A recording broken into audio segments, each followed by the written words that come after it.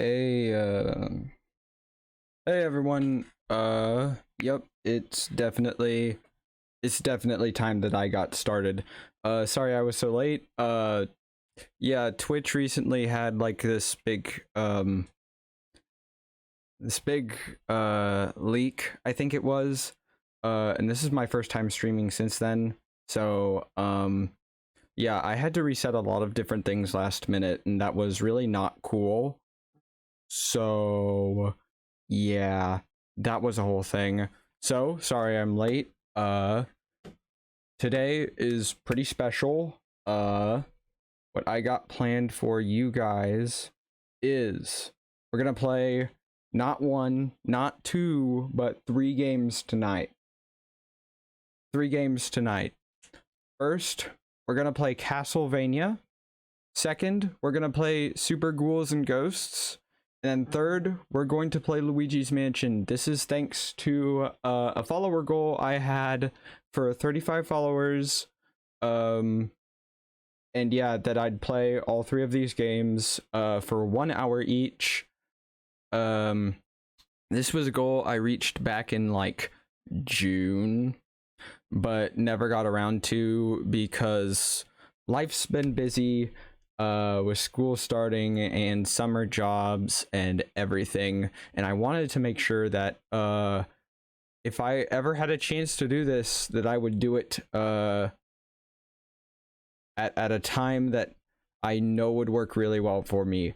And I wanted to do it at a time where I could have had a lot of practice, but I just realized with fall break rolling around, if I didn't do it now, I probably wouldn't ever get around to doing it. So, without further ado, we're gonna start gaming. Let me start my 1 hour timer. We can get started with Castlevania.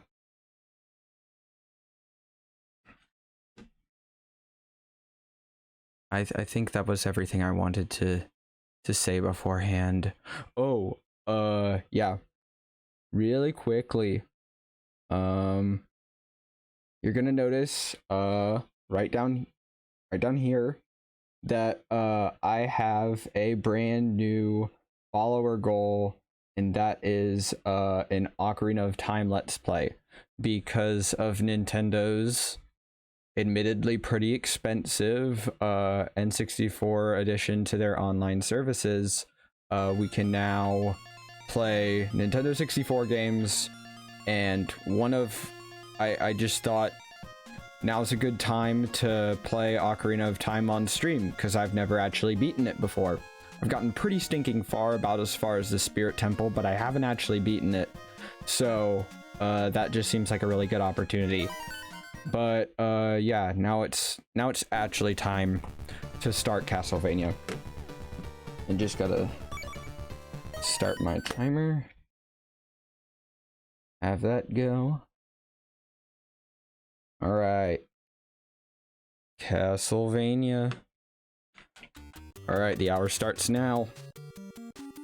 So, we walking up to Dracula's castle. Castlevania, in case you didn't know, is a game where we play as this guy named Simon Belmont, and he has a famous whip that's called the Vampire Killer, and basically his job is to kill Dracula. He and his family are the only ones who can wield the Vampire Killer, which is really the only weapon in the land capable of killing Count Dracula.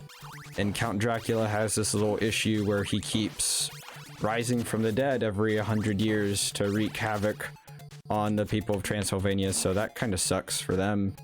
So we're gonna take care of that little problem.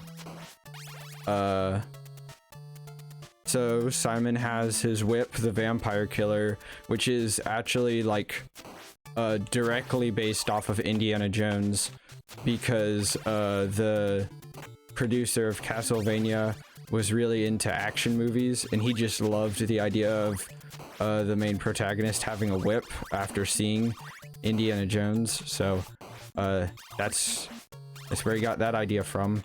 Ooh, we just got a really good sub weapon, the stopwatch. It allows us to so each use of a sub weapon costs hearts, which is at the top of the screen. You see that I have 31 hearts.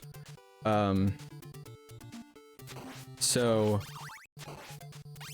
yeah, each time I use a sub weapon that costs hearts, so that's why you need hearts. But what the stopwatch does is it allows you to freeze time for like 2 or 3 seconds, which doesn't seem like much, but you can get a lot done in 2 or 3 seconds. I accidentally used it there, but that kept the fish guys from spitting their water at me, so that's nice. I have a lot of hearts right now. Good grief, how'd that bat not hit me? Good grief. The cross will kill all enemies on screen, but there wasn't any enemies, or what's that called? The rosary? The rosary will kill all enemies on screen. There wasn't any enemies on screen there, so it did nothing. That is invincibility. But I can't see myself because of how this capture card works. Oh well. It's a price we pay for modern technology, is that when characters blink, they don't... whatever. Oh, dang it. I really wanted to pick up that axe. I just wanted to show it off real quick, but apparently we'll be beating the bat without a cross. Which is kind of not cool, because the axe is really effective against this bat, because the axe will sort of go in like a... in an arc. There is a quick kill on this bat, because that speedrunners have found, because Castlevania is one of those games that speedrunners have really optimized. Basically, you would stand on this stair step right here, and you would try to whip the bat as soon as it touches you, because if you do damage to an enemy the same 60th of a second that an enemy touches you and does damage to you, I think you do triple damage to that enemy, which is pretty insane. But yeah, that's really precise timing, and it's really difficult, so I'm probably not gonna do it. And good grief, I had a lot of hearts. So, that ticked down quite a bit. Alright, so we're on to level 2. I'm gonna get this cross. That's what it's called, even though, in my opinion, I don't know why it's called the cross, why we have both a cross and a rosary. But, oh well. Don't ask me. But basically what the cross does is it's a projectile that will go, sort of like front and back. It's like a boomerang. It basically is a boomerang. It's okay. It's not... I wouldn't consider it as useful as another sub-weapon we'll hopefully be getting in this stage. But it is extremely useful in the next level. So I hope we'll see the cross again soon. I'm only going to be playing this game for an hour, like I hopefully said before. I don't expect to be beating any of these games tonight. Mainly because the Super Ghouls N Ghosts world record is... Not only the Super Ghouls N Ghosts pretty hard, but I'm pretty sure the world record is an hour and a half. So I'm not going to be getting a new world record in Super Ghouls N Ghosts anytime soon. Although it would be funny if I did end up speed running that game someday, just because it's so hard. This game's pretty hard too, though. Alright. So, where are we going now?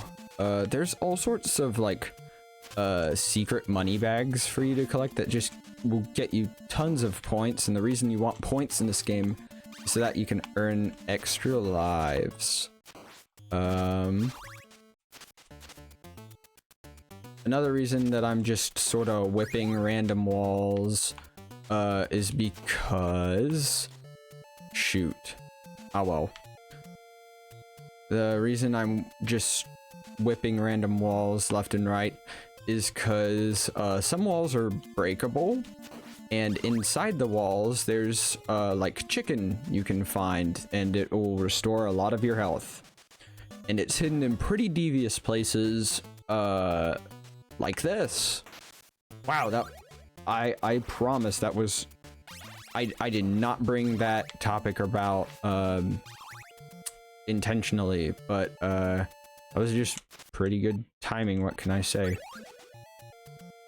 Oh, nice. Okay, so the item we have right now is the holy water. And remember how I said there was probably one sub-weapon in the game that was better than the cross or better than stopwatch?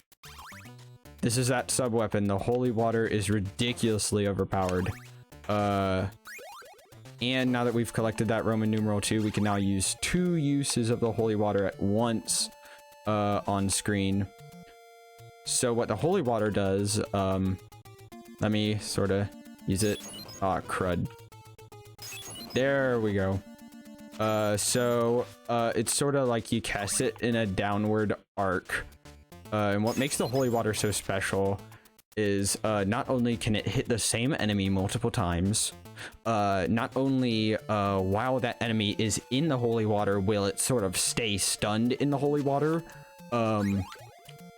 but I think the enemy that's in the holy water also won't damage you. So it's a triple threat. It's ridiculously overpowered, and I'm hopefully going to be showing off how overpowered it is in this boss fight. Just throw a bunch of holy water at Medusa. Medusa's dead. You gotta try in Castlevania to catch the little orb that falls down at the end of each stage. It's sort of like, you don't have to do it, but it's sort of just like, but you want to look cool, you know? And the cool thing to do, it like sort of like how you want to land at the top of the flagpole in Super Mario Brothers, even though that isn't the best example because it does get you extra points. Catching the orb serves no practical purpose in this game, like literally none. But I don't know, it just looks cool, okay?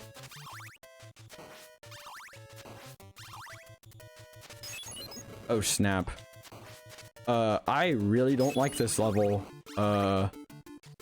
because of those hopping enemies that are called fleamen. I always game over here. It's so frustrating. It's like, I have all my whip upgrades, so I don't want to die, even though I'm pretty dang close to dying as is. Oh, please, baby, don't let me die. Wander into my flames, young bird. Okay, or my whip. I'm not picky. Oh, shoot. Oh!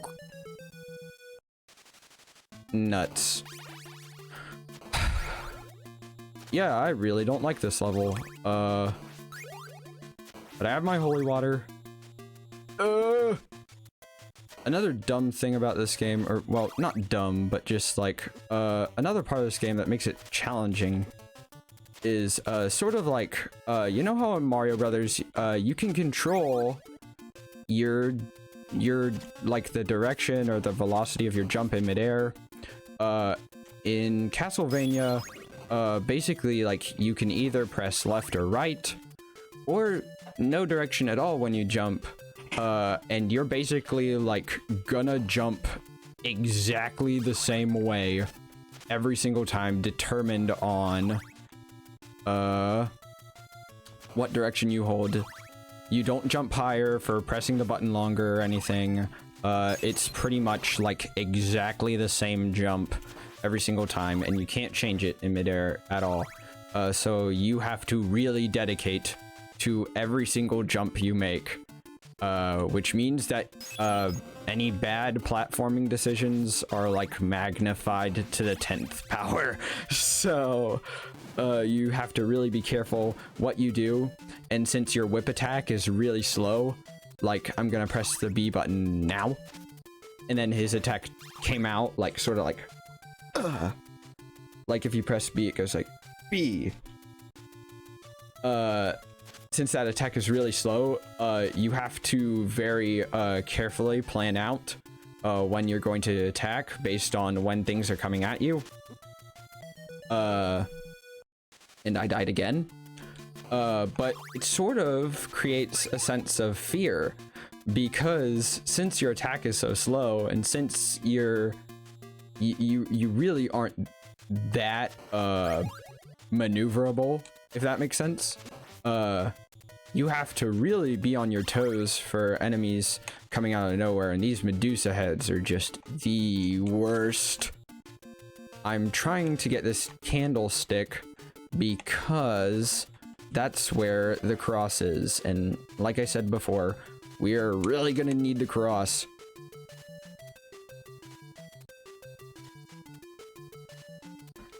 Hello, Cherowin. Nice to meet you. Thanks for coming on to the stream. Right now we're doing sort of like I'm fulfilling a follower incentive. I reached 35 followers, and so what we're doing is we're playing Castlevania for an hour, then Super Ghouls N Ghosts for an hour, and then Luigi's Mansion for an hour. And I just started Castlevania, so this should be good. Games are fun. I love games too. Alright. These crows are the worst. Please kill the thing. Please. I'm gonna just freeze these crows in place. It's not worth it. Oh no, we don't have enough. Oh, I didn't have enough hearts to use the stopwatch again. Rats. Please give me. Well, I don't want to say there's nothing we can do at this point. But our options are severely limited.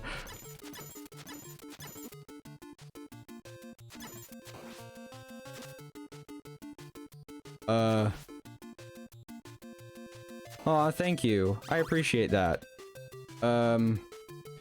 Yeah, I don't know. I know a guy who, does sound for, a big church in my area, and he recommended that I get this mic.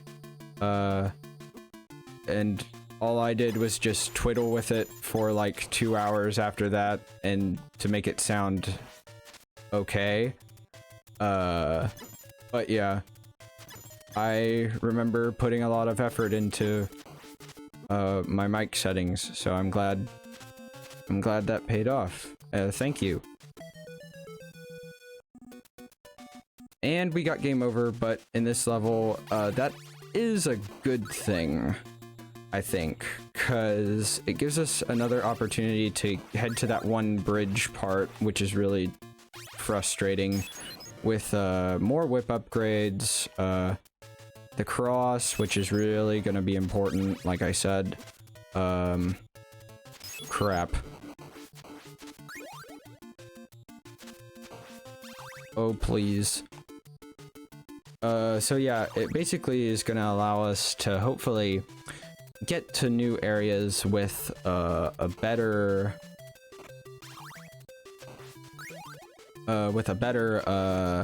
inventory of stuff to use. I wish that rosary had appeared when there were birds on screen. I wish I hadn't jumped down that pit. I mean, there's a lot of things we can wish for in life, but some of them just don't happen. Here. Oh, yes. When the flea man jumps into your flames just right. Ooh, I need that heart. I need that whip upgrade. I did not mean to press up right then. That's okay. So, we working our way back up.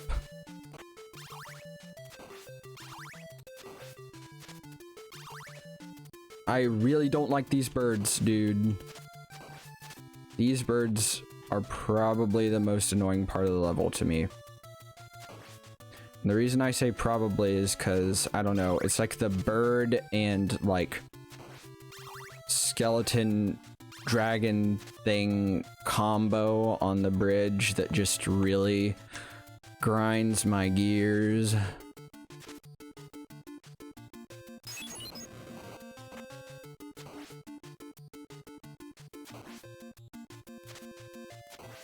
Alright. I'm glad it seems like you're enjoying the stream so far. Charowin. Yes. We working our way through all these Medusa heads. I don't like these Medusa heads at all. I'm gonna hopefully kill the Hammer Bro skeleton.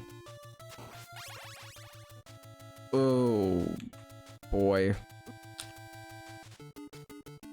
I don't like these at all. Oh snap! How am I not dead? I'm dead. That explains a lot. But yeah, that's gosh, I hope we're not stuck on this level for like however much longer an hour is. What's it probably gonna be? I'm playing on the Switch right now, the Castlevania Anniversary Collection. So while I could realistically use save states, I really don't want to. Because I don't want to lose credit in the Cool Kids Club on Twitch, so... did I really do that? Did I really just grab a stopwatch when I was all set up with the... whatever. Whatever, dude. Mistakes.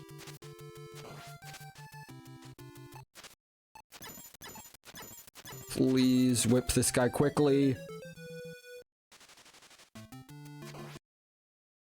What the... What's going on with my game? Hey, Austin. How's it going? We're doing some, Castlevania right now. You, caught me right at the really, hard part of the level. So good for you.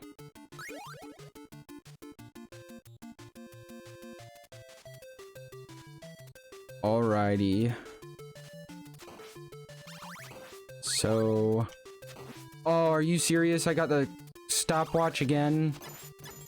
Some people just never learn.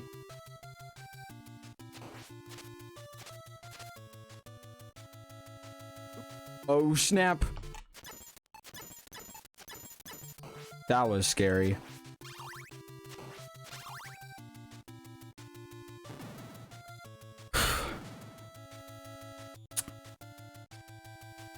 But yeah, how's it going, Austin? Hopefully, life's been treating you well. Oh, shoot. Fall break. Please, bird.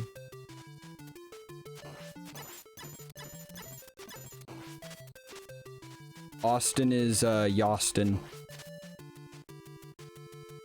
Oh, shoot.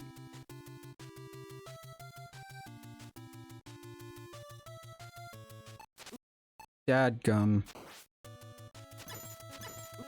No, no, no, no, no. I'm not dying right now. I'm not dying here. Not when there's a boss right ahead of me.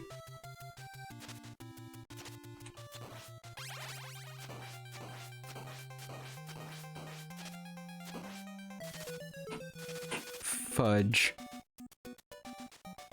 I do know him IRL. Hopefully. I am hoping this is the same Austin I know in real life, otherwise that'd be very awkward. Thank you for the spam chat, I appreciate that. Let's see.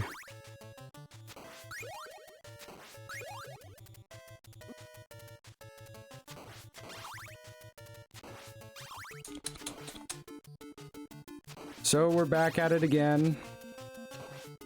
The level 3 grind. This game only gets harder. And I don't think I've honestly ever made it past level 3, but I feel like the way I've been playing, I actually have a decent chance at it. So, that's nice. Not if this bird hits me. That's not nice. Oh shoot. This is one of those hidden money bags that gets you like a ton of extra points. I must have accidentally, triggered it. Oh, it was by kneeling in that one spot. Yeah, because you automatically deal, or you automatically kneel after you fall from a long height in this game. Hopefully, this room has mercy on my soul, and I can make it through. Please step in the fire. Step in the fire, Mr. Skeleton. What? No. I'm bad. This is the content. This is the content y'all love so much. Oh my gosh.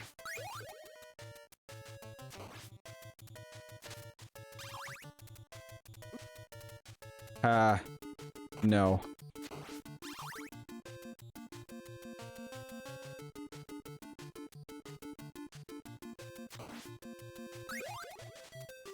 No, I don't think I will tell a deep, thing I have. A deep secret.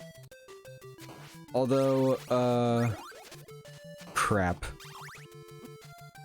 Did I really just do that again? Dude.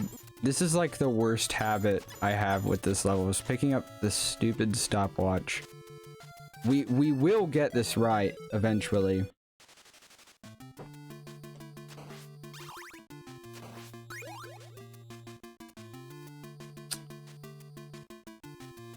Alright. Yeah, no secret. Although, I don't know. Maybe if I think of something funny that doesn't actually matter to me, I'll think of it. Or I'll tell you guys, but I don't know. It'll be unsatisfactory to you, but it'll be okay with me.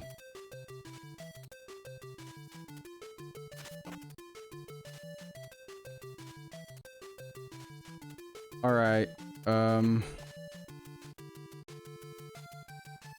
tell us a story then? Alright.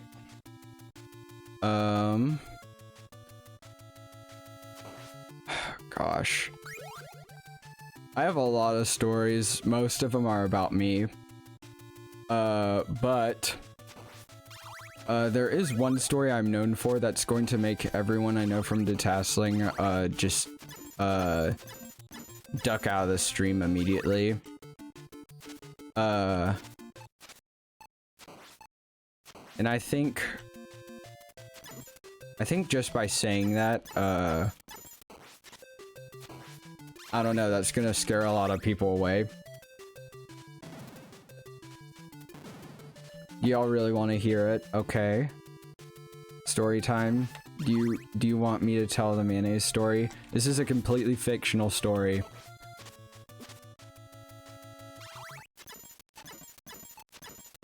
Okay. So, this is the mayonnaise story. Gosh. Wait, how much time do I have left? Oh, I have 30 minutes left of playing this game. Oh, ooh, ooh. Okay. So here's the mayonnaise story. And it's gonna be really hard to tell the story while playing a video game, but okay. Do I need to do my CS homework? No, it's fall break. I can't help you with your homework, Austin. Please.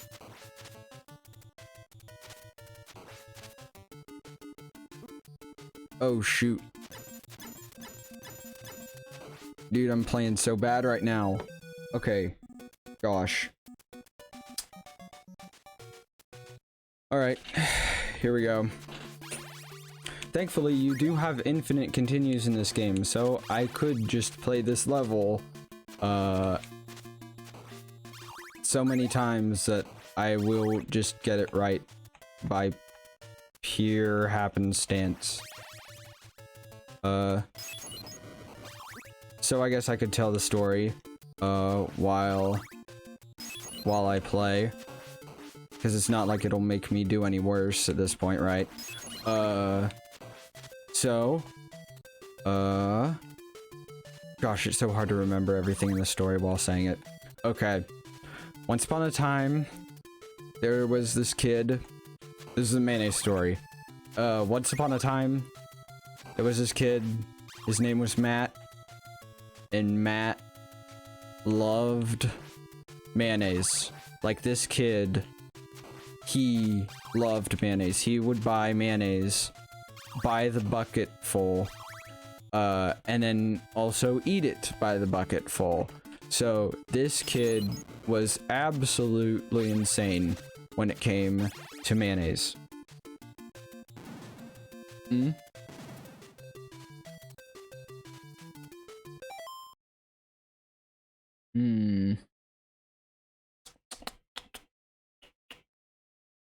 Alright, so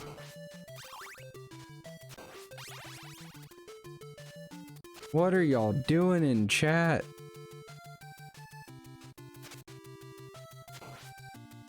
Stop triggering my auto mod.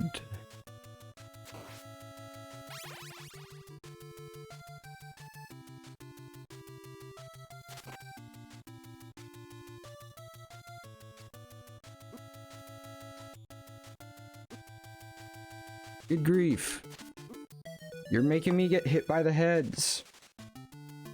By the Medusa heads. Alright.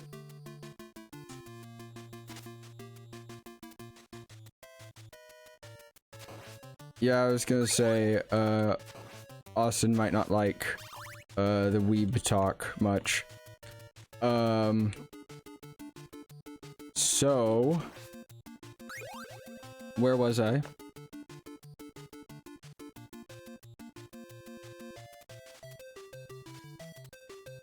Dude, you need to chill. Yeah, he likes mayo. Alright, so yeah, Matt eats mayonnaise like a ton. So, one summer, Matt decides he's gonna go to summer camp. And so he goes on the whole long ride to summer camp. It's really long, it's really boring, but Matt knows he's probably not gonna have a horrible time. Oh no. Okay, cool. So, Matt goes to summer camp, he endures a long bus ride. The bus ride is so long, it takes them all day. And by the time they get to camp, it's time to have dinner. And I got the stopwatch again. And I got hit by the fire again. So... ugh. That... okay. So Matt goes to camp. They have dinner. For dinner, it's hamburgers. So, Matt gets his burger, and he scrolls along the condiments table. And on the condiments table, he finds ketchup, he finds mustard, he finds relish.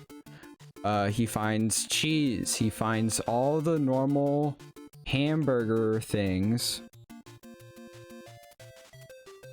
Please don't tell me a secret right now. No. No. Stop.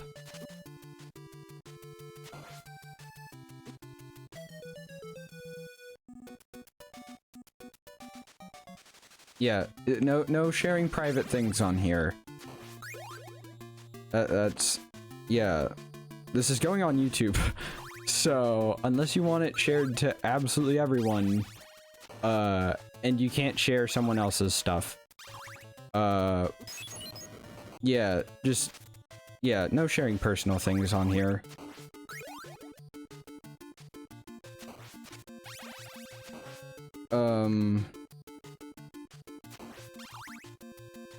Okay, whatever. So... anyway...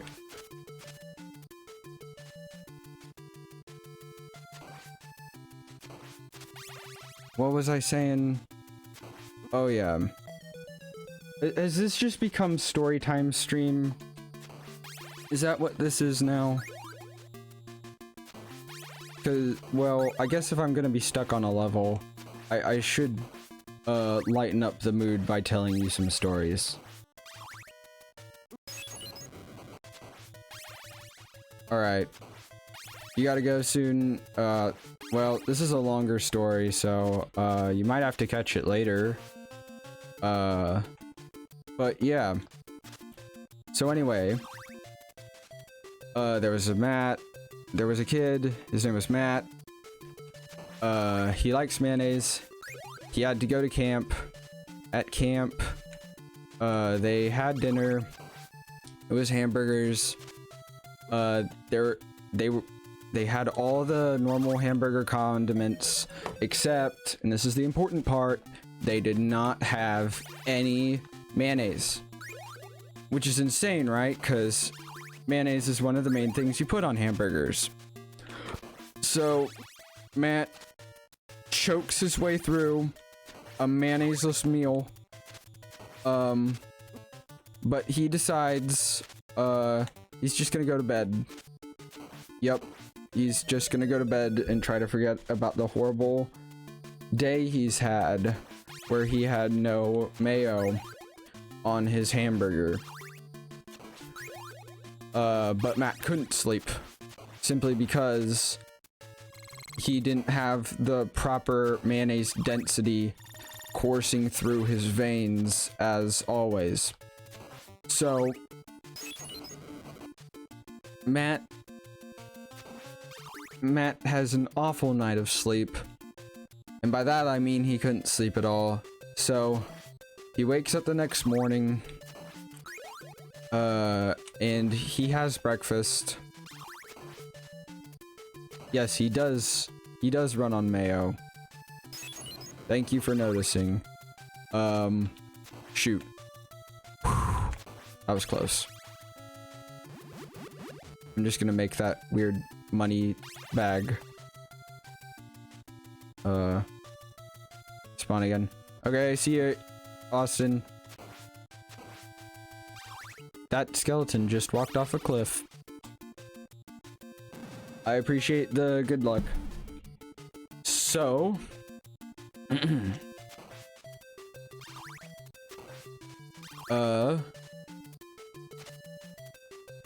let's see. Oh yeah, so Matt goes down to get breakfast. For breakfast, they have, let's see. They have egg casserole, that's right.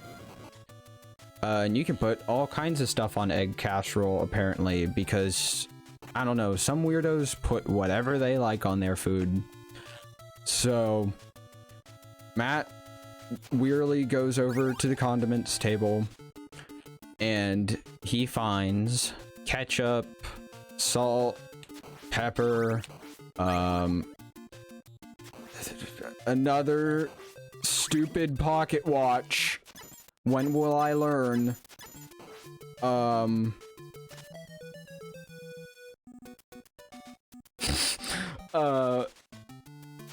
but he doesn't find any mayonnaise, which is the main point. Hi, Botch King. Oh, snap. Oh, I despawned that one guy. That's nice. That was useless. So... there's no mayonnaise. Okay. Oh yeah, that's right. And at this point, Matt can't believe what's going on. Right? Because what kind of camp wouldn't have mayonnaise to accommodate those mayonnaise-loving people out there in the world who, like him, couldn't bring their own personal stash of mayonnaise to camp because their parents wouldn't let them. So, Matt realizes there's only one possibility at this point. Some devious human being has stolen all of the mayonnaise from the camp. And Matt vows that he's gonna get the mayonnaise back, right? Oh, no, wait, he hasn't figured out about the mayonnaise thief yet. Crud. Spoilers! Spoilers! So, later that day, let's pretend Matt didn't know there was a mayonnaise thief, cause he's gonna figure that out later.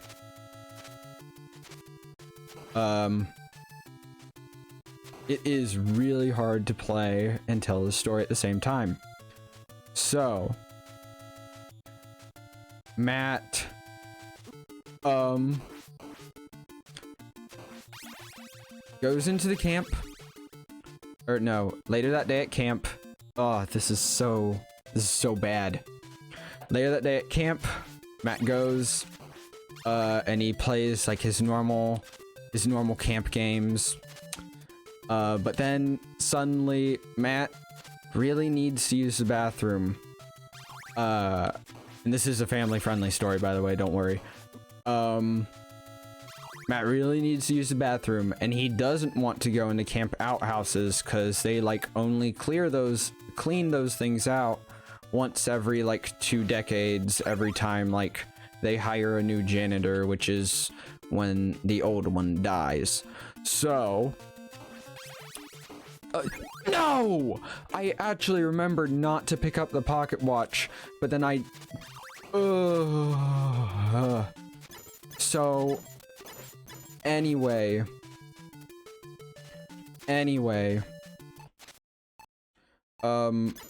Matt decides to talk to one of the camp counselors and ask her if he can just use the bathroom in the woods like a real man.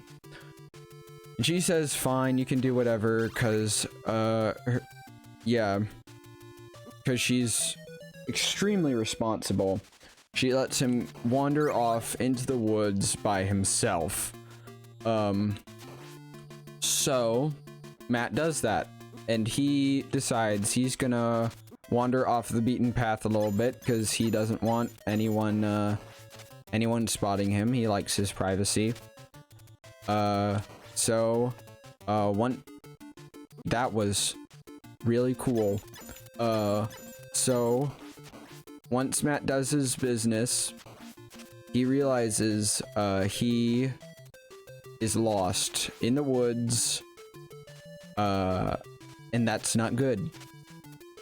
And day slowly turns into night, and Matt is still lost in the woods. And there's this eerie fog coming over him. So Matt has no idea where to go, what to do. Sort of like me when I get to this boss without a cross. But you know what? Matt is just determined he's gonna find his way home. 'Cause there's no mayonnaise out there, and he has to. He has to find his way home so that he can have a hope, a prayer of finding and receiving his precious mayonnaise. So, as night falls, an eerie mist settles in, and Matt is still hopelessly lost. And so, then, out of the mist, as Matt is walking, he finds this old, rotted, twisted, knotted, just old dead tree. And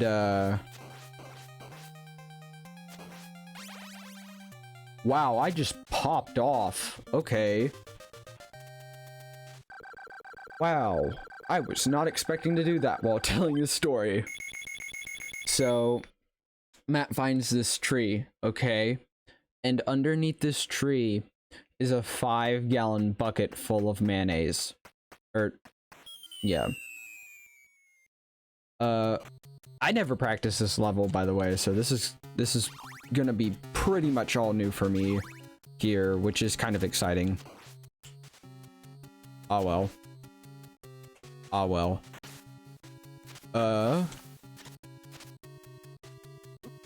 Ooh, that bat was scary. Let's see. Where am I? Oh yeah, so underneath the tree is a 5-gallon bucket. And Matt peers into the 5-gallon bucket, and it looks like the bucket is full of mayonnaise. So Matt looks into the bucket, right? And it looks like mayonnaise. He smells the contents of the bucket, and it smells like mayonnaise. He puts his finger inside the bucket, and it feels like mayonnaise. And then he puts his finger to his mouth, and it tastes like mayonnaise.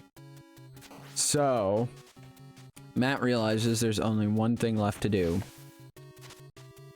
Since he can't carry this 5-gallon bucket, yeah, he's really left with only one option. And that option is to eat the whole dang 5-gallon bucket full of mayonnaise right there on the spot. And I just jumped into water. So yeah, Matt literally just ate an entire 5-gallon bucket full of mayonnaise, which is crazy, right? I'd like to reiterate, this is a completely fictional story, and I don't condone doing anything that unhealthy in real life. Gosh, this is such a strange story to be telling on stream, but okay. That was a bad decision. Please go. Okay. No. Okay. So Matt eats the whole dang 5-gallon bucket full of mayonnaise, and he... Yeah, it sounds like a scary story. Just wait. So Matt eats the 5-gallon bucket full of mayonnaise, and he with the mayonnaise in his belly acting like the magnet of a compass, he finds his way back to camp within the span of like 2 minutes, because apparently the path back to camp was right behind him all along, and he's just an idiot. But as Matt goes to bed that night, he should be having peaceful dreams of mayonnaise, but instead he just can't help but just continually think about this strange 5-gallon bucket he found in the middle of the woods. And that's when Matt conjectured that someone must be stealing all of the camp's mayonnaise, right? Because there's no mayonnaise in the camp, and obviously there's a ton of mayonnaise in the woods.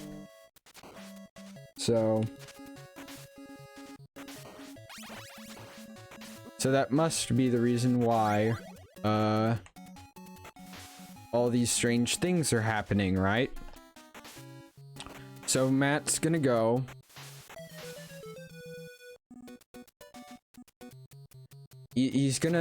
Matt vows to catch this mayonnaise thief in his tracks by the end of his week at camp.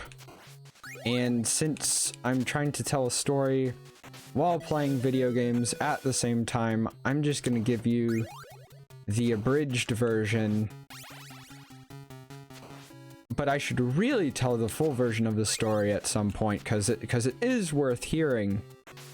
And I would even go as far to say that hearing the whole story makes the punchline at the end worth it.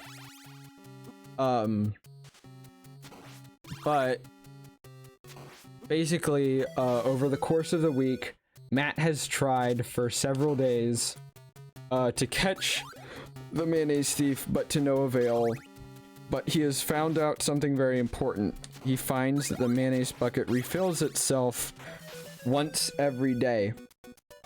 So Matt has eaten 15 gallons of mayonnaise total over the course of this week, but he has yet to catch the mayonnaise thief. But today is the day where Matt realizes he's had enough. So he decides he's gonna do basically a stakeout early in the morning to try to catch the mayonnaise thief. So that's what he does. Wow, now I'm just playing like garbage. He decides he's gonna hide behind a conveniently I'm just gonna finish the story real quick so that we can actually just get a move on.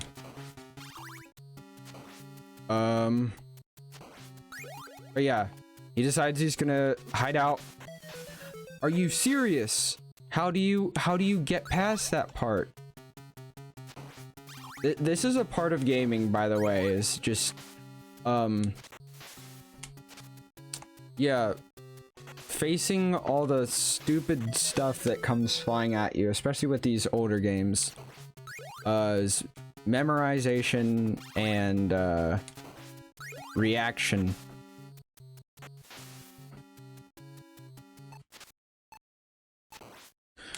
See, and eventually you learn how to overcome the game's obstacles. But since I'm talking while I'm playing, that's easier said than done. Or while I'm thinking about the story, that's easier said than done. So I'm gonna wrap up the story. Basically, Matt has his little stakeout. He goes up to the creepy dead tree, right? Dang, this story really isn't worth telling partway, but he goes up to the creepy old tree. He finds the 5-gallon bucket, and it's empty. So he realizes, this is why you're good at pattern recognition. He realizes this is his chance to catch the mayonnaise thief, right? So he stakes out behind that rock, and he just waits for the mayonnaise thief to reveal himself. Or herself. Matt realizes the mayonnaise thief could be a girl as well. But right when Matt's about to give up, because he waits for what feels like hours, but in all honesty is probably something like 20 minutes, because he's really impatient.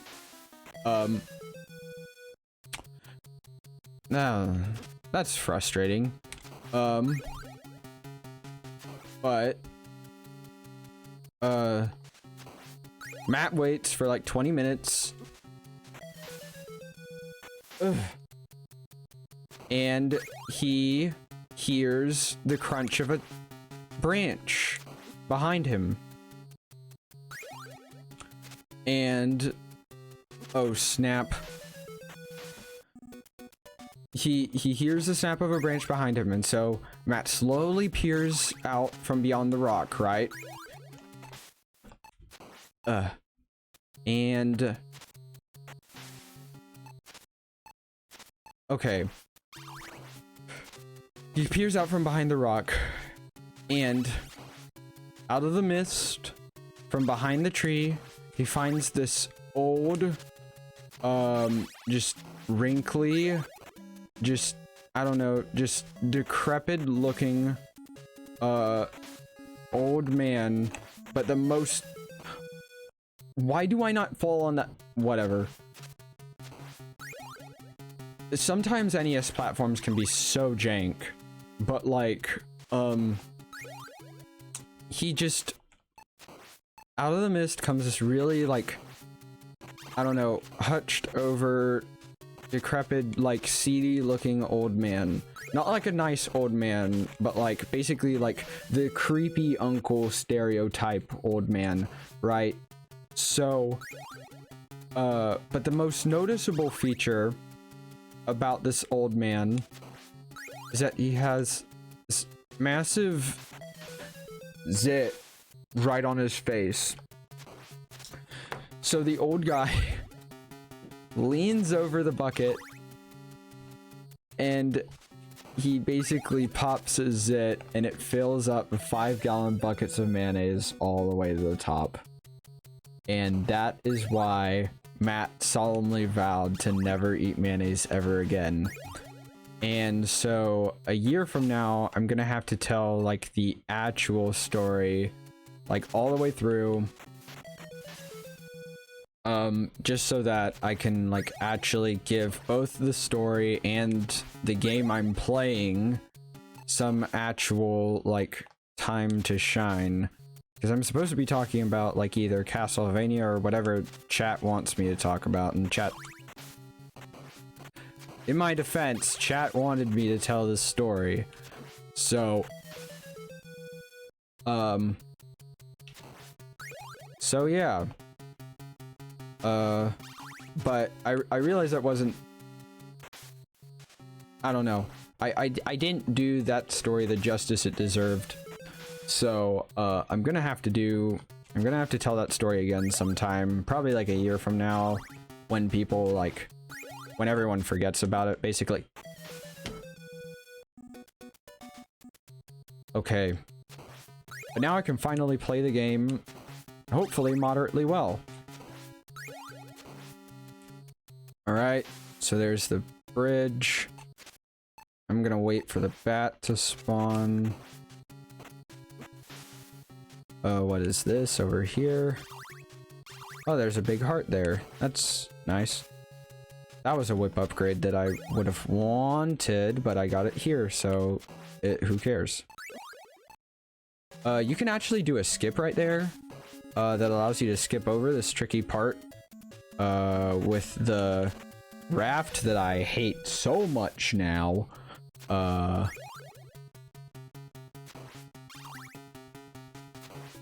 But actually, this is a well-made game.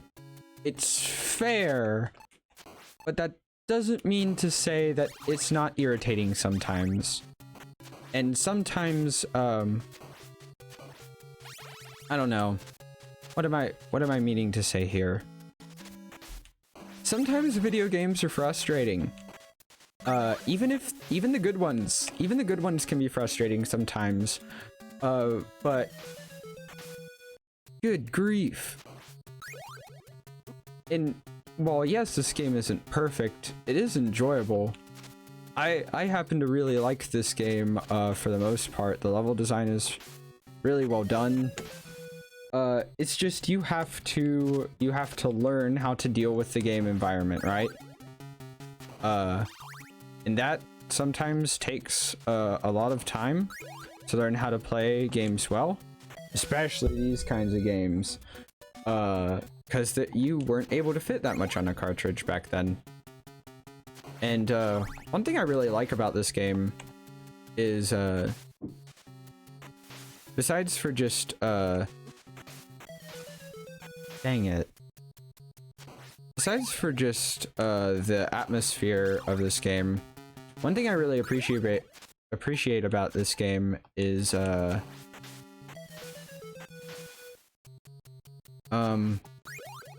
just like the music in this game, and like the design of the character, like your move set. It makes it almost like a puzzle platformer in a way, because you have to learn how to navigate all the enemies and the traps and stuff, and that's a lot easier said than done. And some of these levels are really difficult.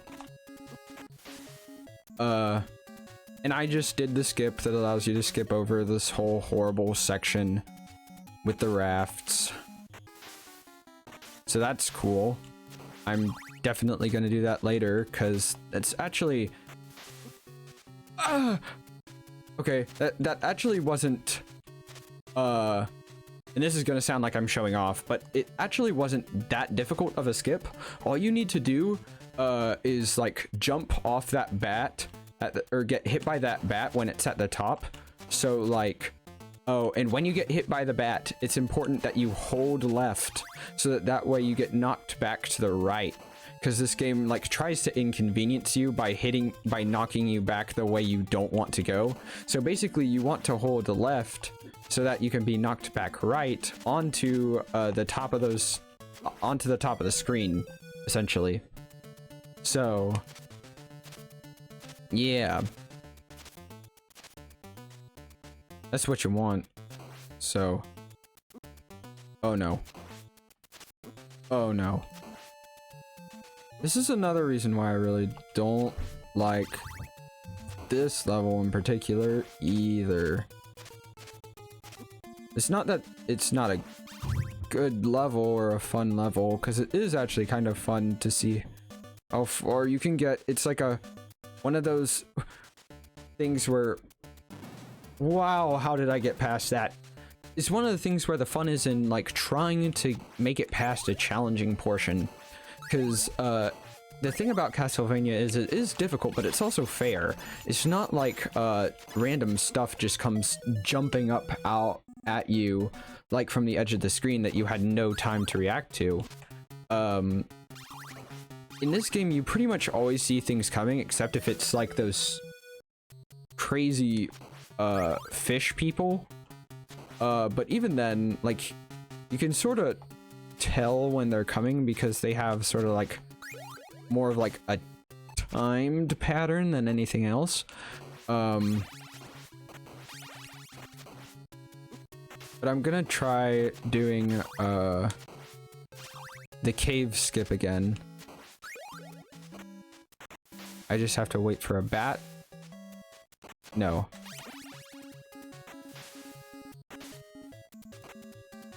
Wow, okay. Oh no. Well, whatever. I should get it this time. Or I can fall into the lake. The world's my oyster. So yeah, Castlevania is difficult, but it's also fair.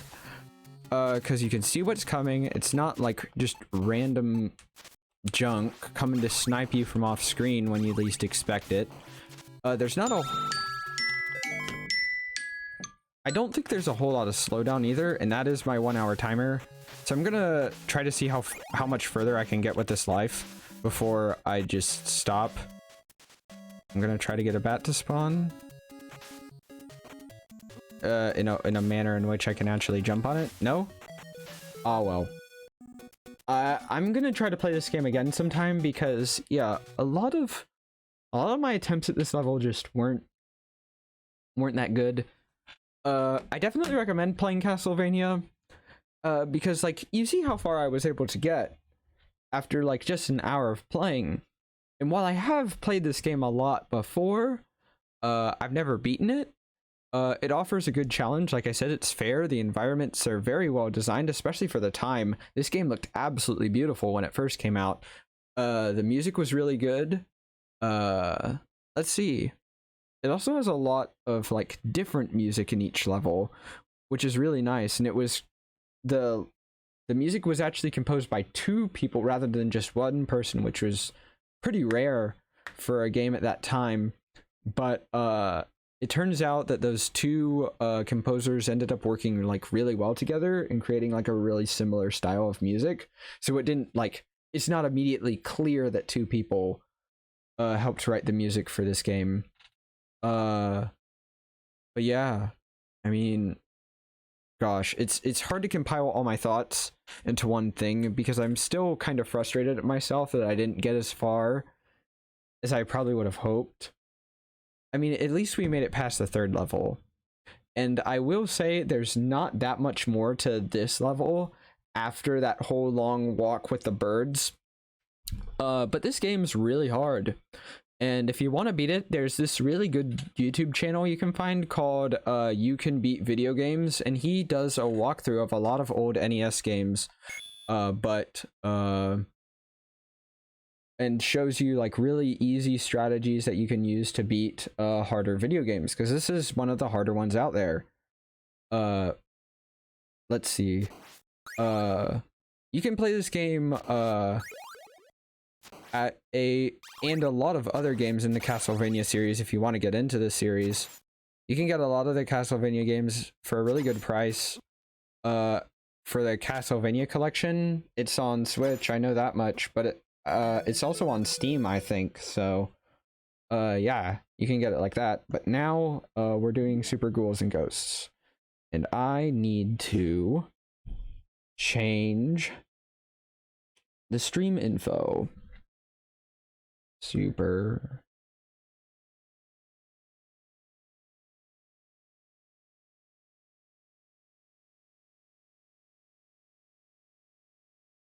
All right.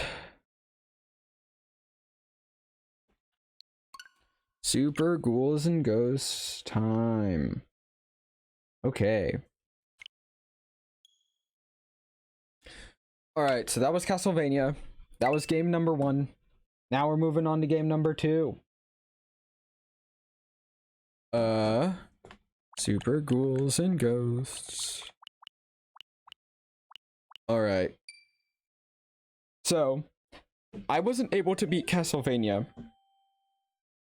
but I really doubt I'm going to be able to beat Super Ghouls and Ghosts, mainly because the world record for Castlevania is something like, it's under 15 minutes, but the speed run for Super Ghouls and Ghosts, you have to beat this game twice before you actually get the actual ending to the game.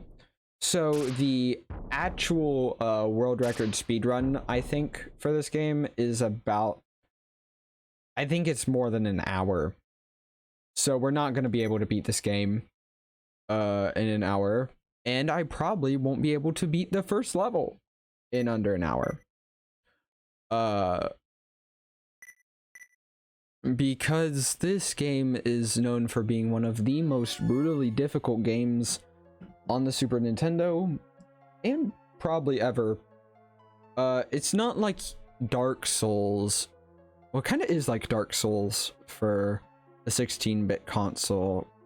Because it has the same sort of like, it has the same things I talked about with Castlevania, to where it's like stupidly difficult, but it is fair. There's no like hot garbage deaths or anything.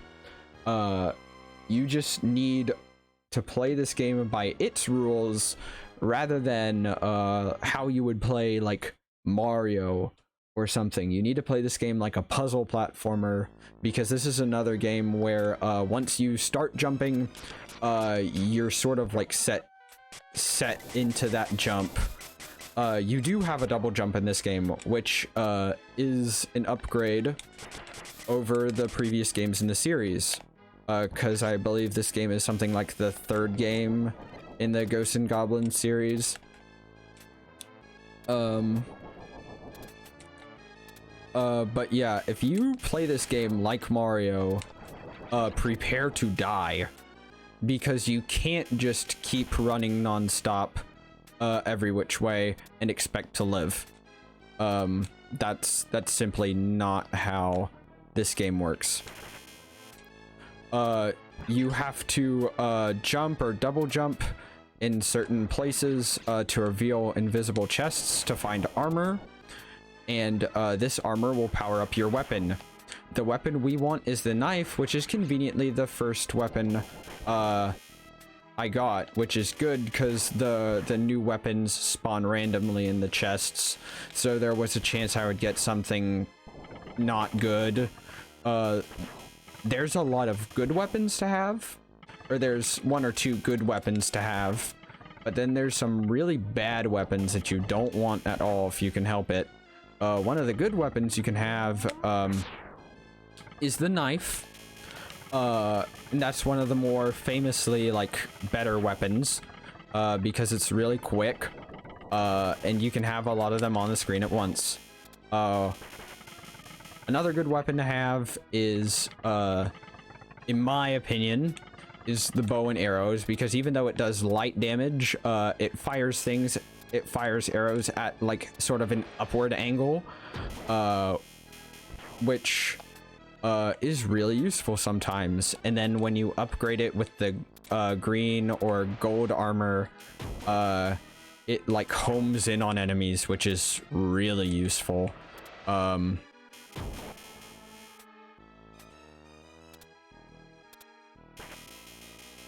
Oh, I do not want that weapon. Please despawn. Please despawn.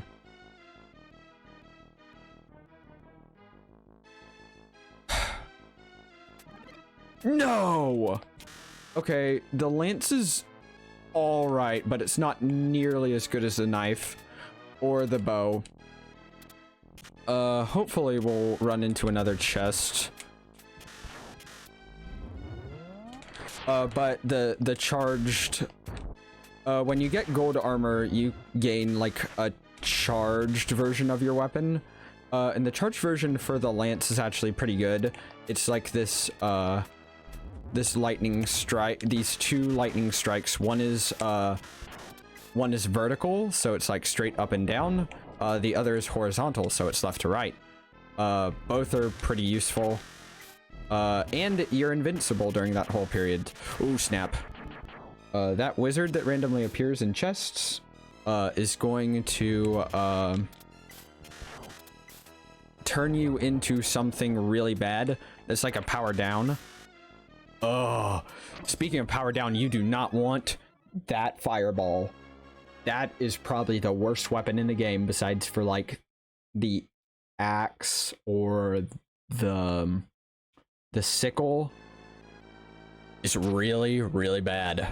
So you see another way of how this game works. It's sort of like the original Super Mario Brothers, to where if you get like golden armor or some kind of power up, even if you take damage, you're brought back down to like your basically your base 1 status, which is basically you in your underwear. If you take 1 hit, you lose your armor. If you take 2 hits, you lose your skin. And you turn into like a skeleton and die in a really sort of morbid fashion for an, I don't know. I find this game a lot creepier than Castlevania, and it's not necessarily just because of the better graphics of the Super Nintendo, because I don't know. Wow, okay. And I just walked off a ledge. Beautiful. But already I made it to the halfway point of this level, which is really nice. I didn't think I'd make it this far, especially not without save states. But yeah, I got the knife on like my first spawn. That's kind of ridiculous. And then yeah, I'm just having good luck with this game so far. Hope I don't like jinx it or anything. Not that I believe in jinxing or anything, but you know, anything can happen. And I don't want that lance. I will take that. And I will take that as well. It always respawns. I need to learn. I need to learn. Okay. Are you gonna respawn? No. Okay, then. Oh, snap. Okay. Don't land on the skeleton flame thing. Oh, shoot. I'm dead. Oh, wait. I can jump through that grass. Like, those are like semi-solid platforms. I'm probably gonna, yeah, take that into consideration. Uh-huh. Crossbow tempting, but not quite. I like my, if you can't get the knife, the crossbow's a good second, but I prefer the knife. Basically what you want in a weapon is something you can fire fast and then, that shoots across the screen quickly and that you can fire off quickly.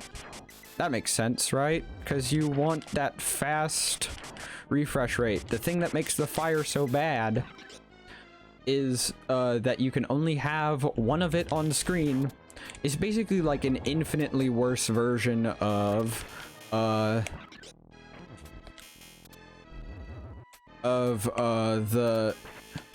holy water from Castlevania, because while in Castlevania you're used to weapons that fire slowly, so like the game's enemy design is specifically built so that for like slow firing weapons, this game you really want quick weapons.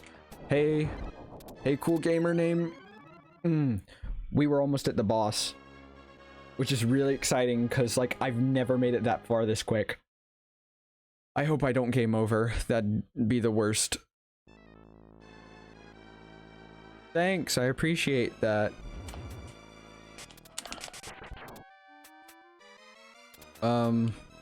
Where's the chest? Okay. Oh, that's probably gonna set me back a little.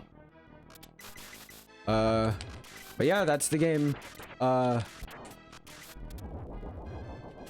Yeah, you're gonna want to be careful in this game, a little bit more careful than in the NES version of this game, Ghouls and Ghosts, or Ghosts and Goblins. Specifically because in that game you could have unlimited continues after you get game over, but in this game, your continues are limited by how many points you get while you're alive. So your lives are a lot more precious. Yeah, I know. I just didn't know, or I just forgot if you were comfortable with me saying your, real life name on stream, Judah. Okay. But you know, if I was gonna have my knife replaced with any weapon, I guess it would be this one, just cause, like I said, it's not a terrible weapon. It's just not the best. Probably is better than the knife for this boss in particular coming up, but... Oh wait, this is just gonna reveal hidden chests. But this is the first boss. And I've never fought this guy without restore points before, which is kinda scary. Oh my gosh, I beat the first level already. Dude, how long have I been playing? I haven't even been playing for 10 minutes yet, and I made it past the first level. That's insane. Okay, I just want to emphasize for you how crazy it is. I did not expect that I would be beating the first level after an hour. This is probably the best I've ever done at this game, which is good because yeah. Oh, and we get the knife. Let's go.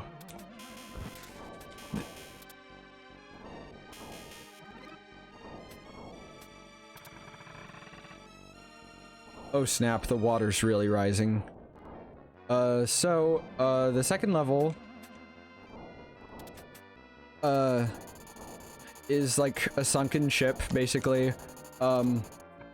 This series is really well known for like having like basically like impossibly difficult first levels, but then And then also there's the whole you have to actually beat the game twice, haha, motif, which is admittedly really dumb.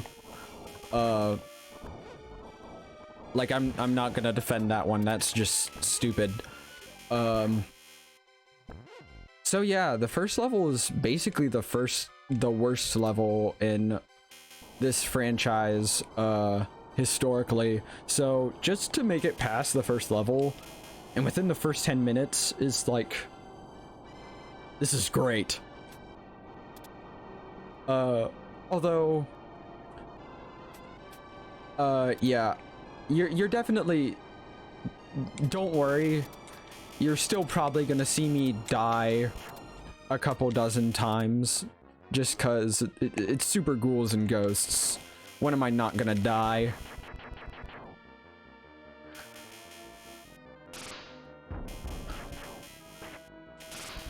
Like, just for comparison, I usually spend like an hour and a half trying to beat the first level, but I never make it past the first checkpoint without save states. Also, that was ridiculous how close I was to touching that fish. Yeah, I usually spend like a good hour and a half trying to get past the first level and failing miserably every single time. So, and that's just with restore points. So to make it this far without save states is ridiculous. And this is an auto scroller portion. Thankfully, I think this is like, no, this isn't the only auto scroller part in this game, but it's one of the only ones. So you don't want to die here because it's a long way back from the checkpoint. I don't know, I used to like auto scroller segments of platformers when I was younger, but I now see why people say they're so annoying. Because my first exposure to auto scrollers was New Super Mario Bros. Wii, and apologies to anyone who has tried to beat New Super Mario Bros. Wii and failed, because I've definitely been there before. Everyone's got to start somewhere, and I would recommend starting with that one, but like, that game is not a hard game in the slightest. Just gotta be honest.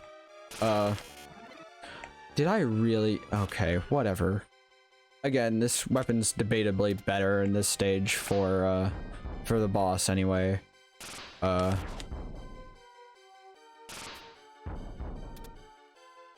So yeah. But I mean, that's probably gonna not end up being good for me. Oh, I'm so much weaker now. My weapon's so much weaker. Okay, well, whatever.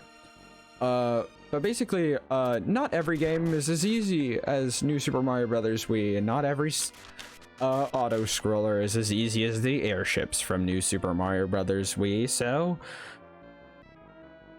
I'd hate to die here, is all I'm saying right now. But here's the boss, and it's basically like this big coral monster.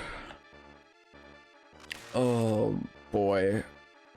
You know that feeling when you get like sick in your stomach because like something's sort of like intimidating you?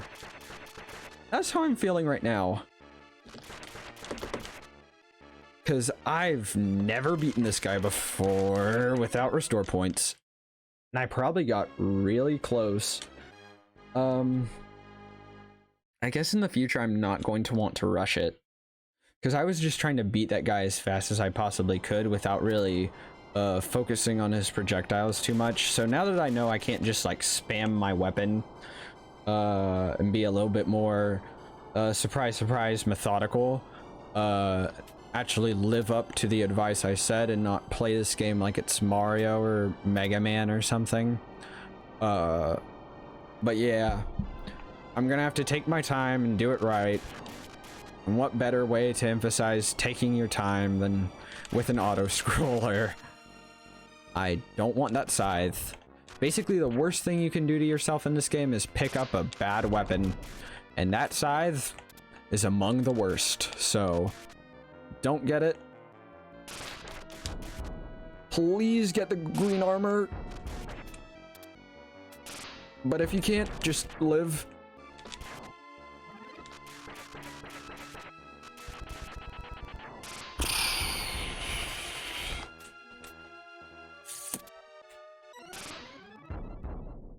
Okay, okay, this is perfectly acceptable. I do think I only have something like 2 or 3 lives at this point though. So I would like to beat this level so that I don't have to go through the boat part again. That'd be nice. But I'm not picky. Since I made it past the first level, I could do to get a game over. I dare say it'd be good for me. No, what am I saying? I want to get past this level. I want to show you guys all the good stuff.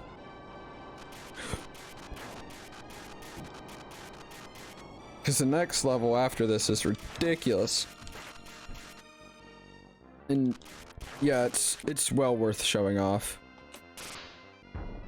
Please give me some good green armor or something. Uh-huh. Nuts.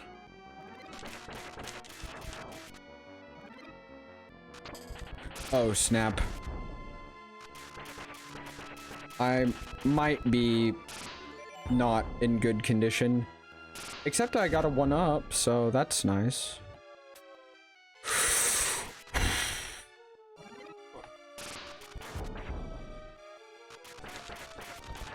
Kill that guy. Murder these spiky blocks so that I can get through. Jump for the money bag and miss. Jump for the money bag and get it. Oh, baby. This is extremely stressful.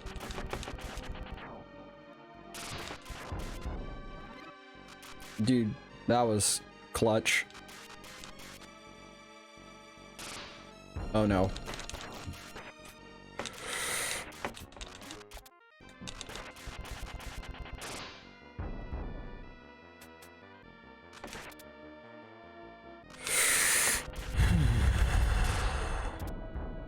Okay.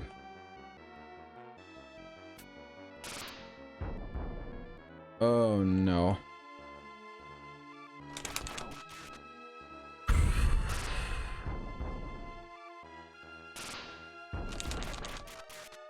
Oh no. Avoid the wizard's magical ball. The wizard, like I said, will transform you into something, useless. And by something useless, I mean, not that the thing itself it transforms you in is useless, but, in terms of usefulness to gameplay, it is extremely detrimental. You can only have 1 jump, and you can't fire your weapon at all. So, it basically turns you into something completely helpless. So yeah. Also, your jump isn't that high at all. It's like, yeah. And I am a little worried about this boss still, since, you know, the bow and arrow is weaker than the knife, in terms of just, raw damage, but, hopefully its long range and, upward angle can help us out a little here. Oh, please. Come here. I can't see where his projectiles are coming from, which is also scary.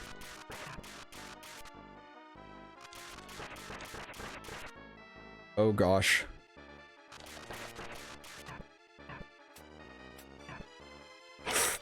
Ooh, that was close.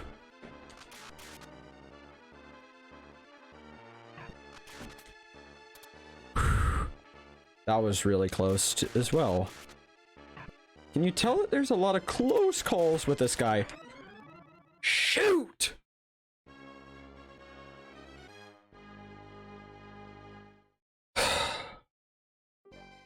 This is exciting. This is just exciting. What can I say? I hope I get my knife. I hope I get a knife. Or... no. I think at this point, the move is actually to go for armor upgrades rather than just the knife. Because of the homing shot that the bow and arrow provides, that would actually be more useful than just having the knife at this point.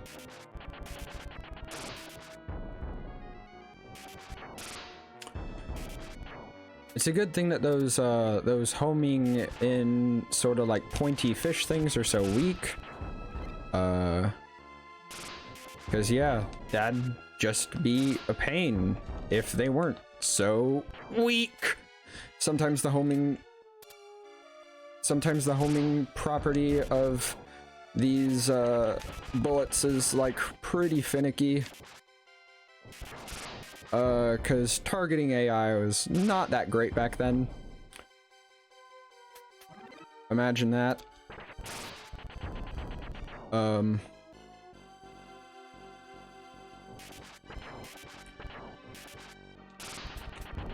Yeah, a lot of people will say this game's terrible just because it's so difficult, and I don't necessarily think that's very fair to this game, because it's not like it was meant to be easy, because it isn't. It's supposed to be hard. The creator of this series, actually, whenever or at least for the first game, I know for a fact, whenever the game testers, got through a certain portion of his game, he intentionally went back and tried to make it harder. So this is like a series that's made to be very, very hard. So, yeah.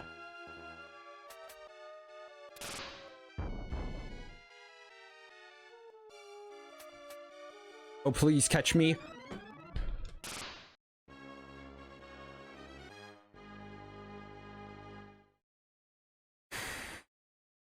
Yeah, this game series was meant to be extremely challenging. But I find this one a lot more fun than the NES version. Yeah, I don't know. Something about the NES version is just way too janky for my liking. I don't know. I don't know. Usually I'm more fond of NES games than their Super Nintendo counterparts, but Ghosts and Goblins versus Super Ghouls and Ghosts is one of those times where I just have to admit, and not just admit, but just flat out say, I think Super Ghouls and Ghosts is just by far the more enjoyable game. Just look at this atmosphere. It's so beautiful. And I think this was one of the earlier Super Nintendo games too, so they were just trying to figure out what this technology... No, that might be wrong.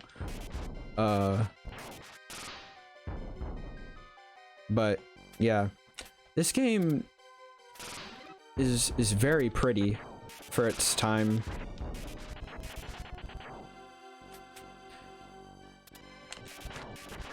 And the stylized graphics, in my opinion, are creepier than Super Castlevania 4.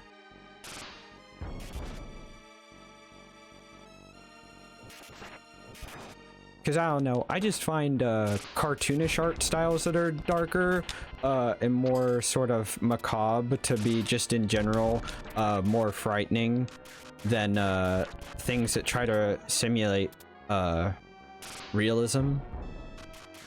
Because real life can be well, real life can be scary sometimes, but I feel like cartoons are a place that are meant to be happy and sort of carefree, and so whenever something like actually dark or disturbing happens in a cartoon, it's unsettlingness I guess, is just intensified. Because if something's out of place in real life, it's definitely out of place in something, for children.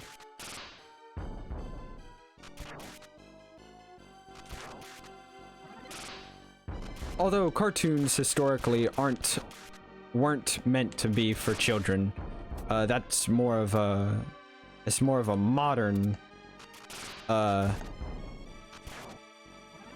modern use of them, I suppose. Yeah, because Warner Brothers was certainly not meant for children, and neither really was Disney at the time, or when they were first brought about, I suppose. Uh-oh.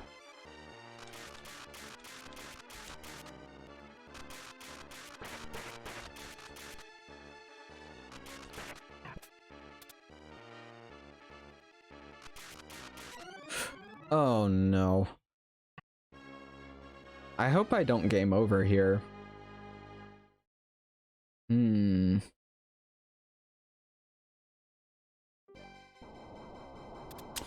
Man.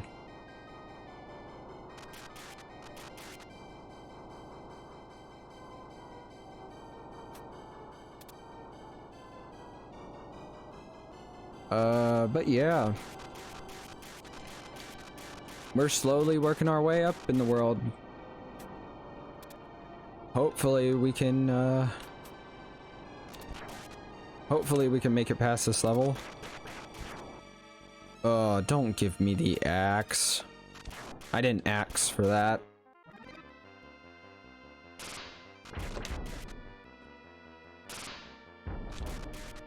Ooh, yes. Give me the green armor.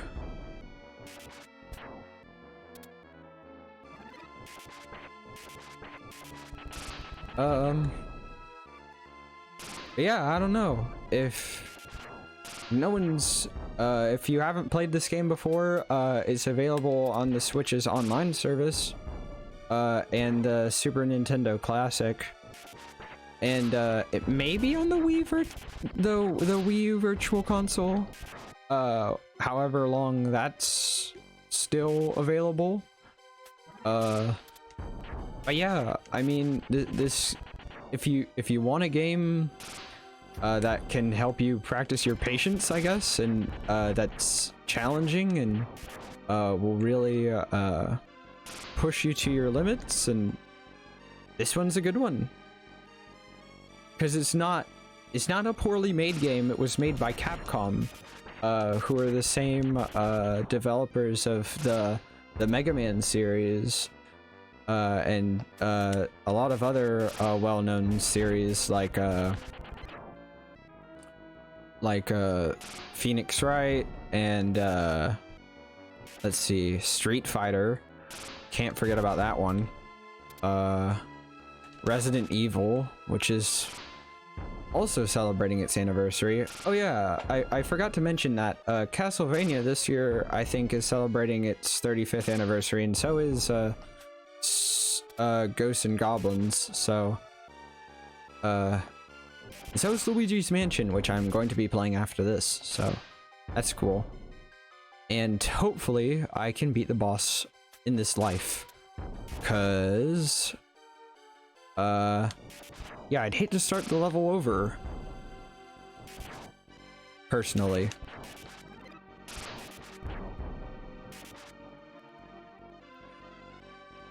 But man, I've never felt this good playing this game before. It's nice.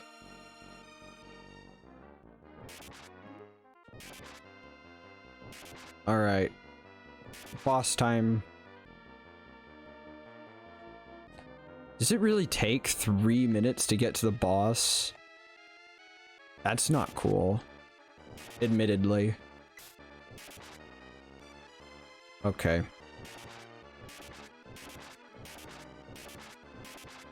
I actually do want to see where it's at so that I can monitor its projectiles. Um.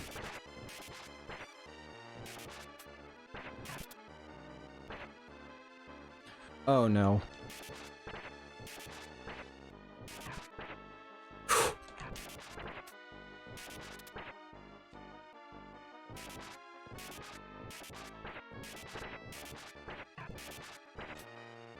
Oh, that was really close. Oh my gosh.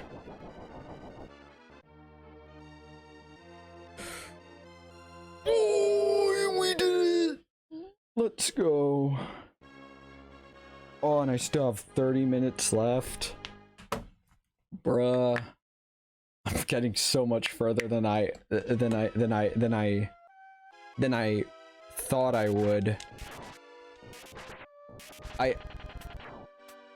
Okay, absolute best case scenario. At my current skill level at least.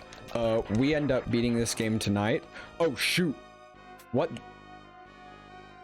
So this is one of the useless transformations that that guy will transform you into.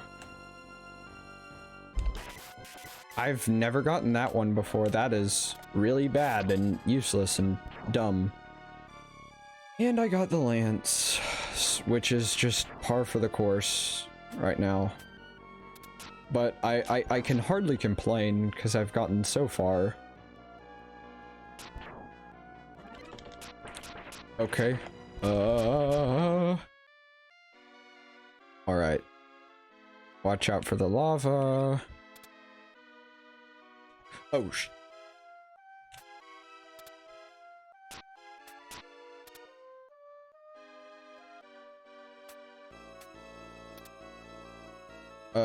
please go over there.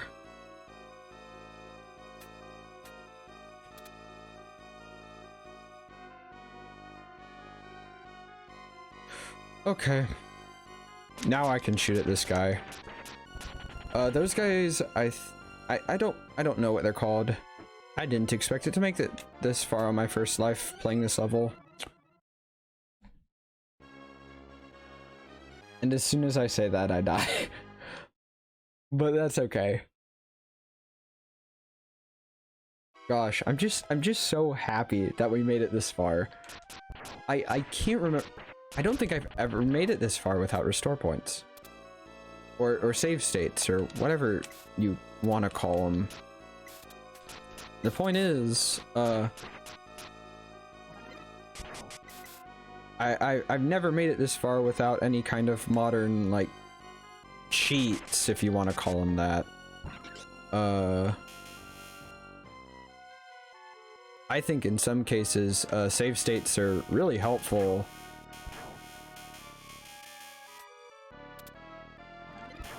And I think if people could have used them back when these games were made, they definitely would have.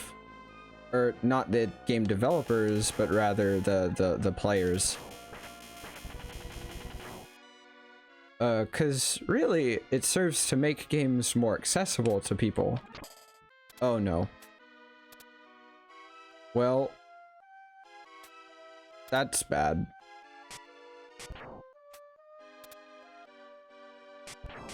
Got him. That was a snipe if I've ever seen one. Oh, buddy.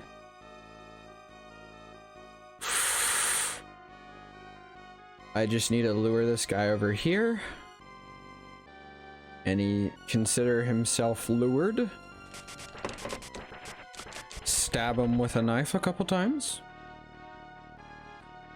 Again, don't recommend. Do as I... No, don't do as I say in that scenario either. First game over is at the 3rd level. Good grief. We still have 8 credits. Good grief. This is like by far the best I've ever done at this game. I actually am gonna make a restore point here because good grief. Just so that I can get back here in my own time, because man, this really is like the best I've ever done at this game.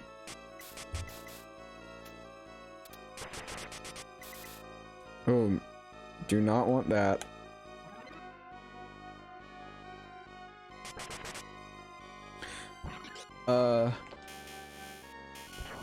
Yeah, and what's so surprising about this to me is that,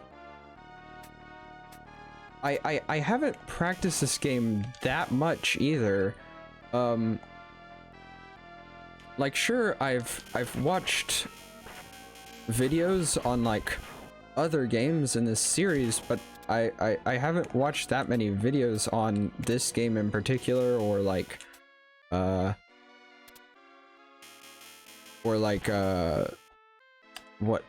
am I trying to say? I haven't, yeah, or like, even like, recently, I haven't seen that many videos of, this particular game.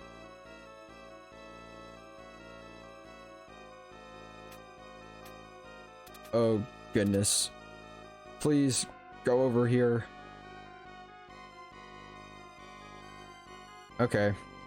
That is one tip I learned about, I did watch, one person's, playthrough of this game up to this point, and that guy was, there's a channel called, SNES Drunk. He does reviews of, Super Nintendo games, and he played through this game, because he's, yeah, he's someone I watch who just plays this game, well at like a mid-level, I guess. Because I guess low-level gameplay of this is just like, you suck, you know? So like, well, yeah. Which I would consider myself low-level, except now that seems totally like just bragging, or like the humble brag, cause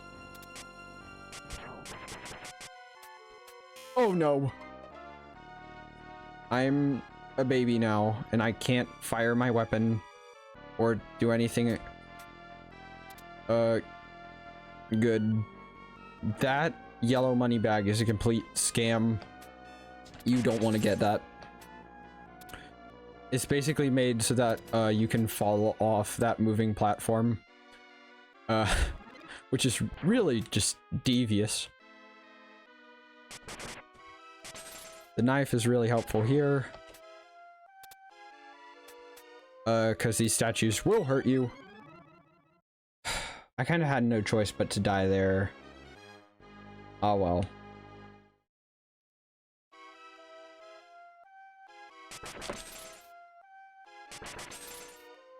I am stunned at how much better at this game I'm doing than Castlevania.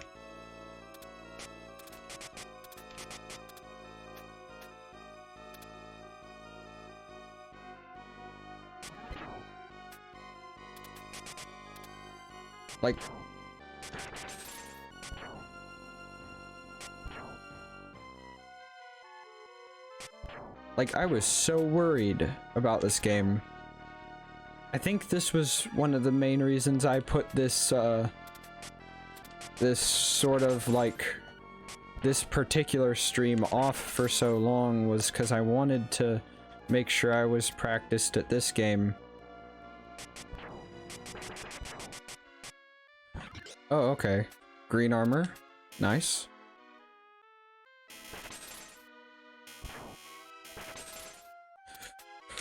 Oh, shoot. Oh. What? Are you kidding me? Okay, whatever. We're doing so well. We're doing so well. Sorry, I'm just... Yeah. I don't know. So basically, this tower can be one of the more, annoying parts of the game, just because, but it's also one of the prettier parts of the game, because of, like, the sort of, like, Kirby's Adventure, parallax scrolling, or it's not even, like, really parallax scrolling, it's more like, rotation simulation, which is like a fun sort of rhyming thing to say, but it's also like really technically impressive.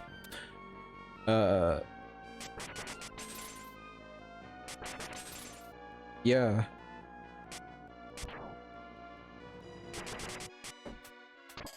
Oh, are you kidding me? Well, yeah. At least I get my normal armor back. Cause yeah, if you take damage and then get green armor, it doesn't really matter. Cause all you do is just get your normal armor back, which does let you take a hit, so it's not like it's worthless, but at the same time, it's not like it's as helpful as it could have been, since the only way you really... I read somewhere that... Okay. I read somewhere that if you just hold to the right, you can dodge all those guys, but apparently it takes a little bit more doing than that.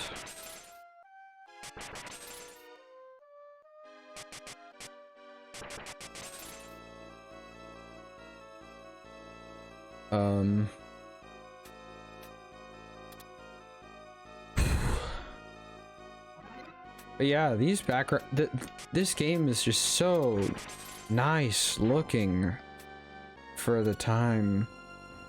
And even by today's standards, this is a really like good looking game.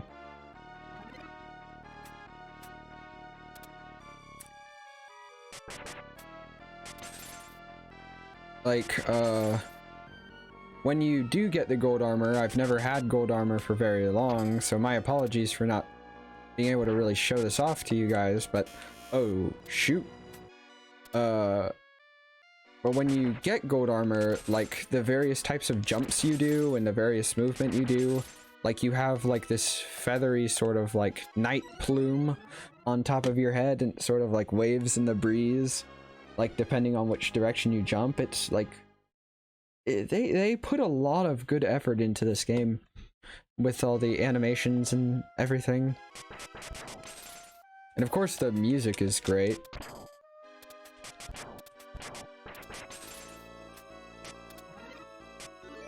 I think that basically if you want to be a good game, I think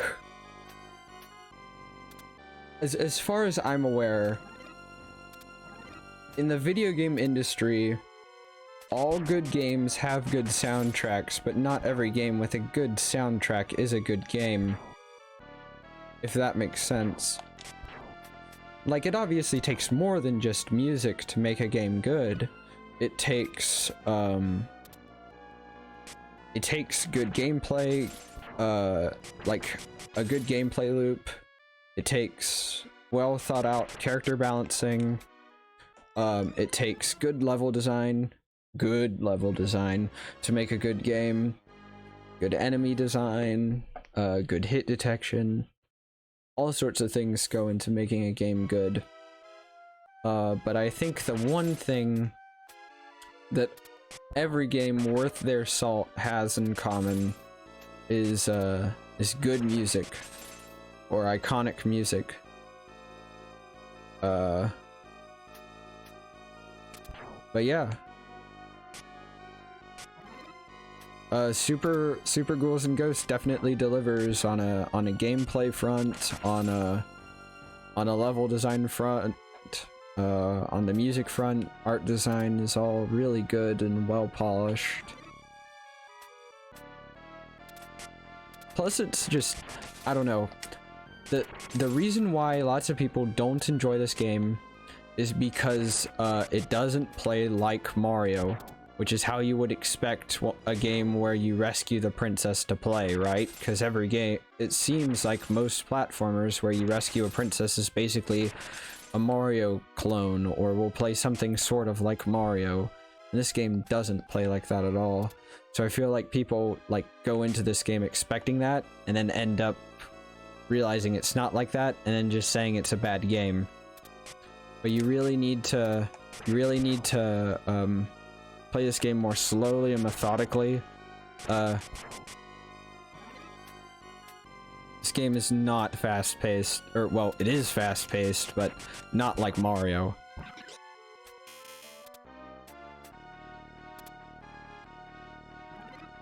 Alright, so I think we're almost at the boss. We have green armor.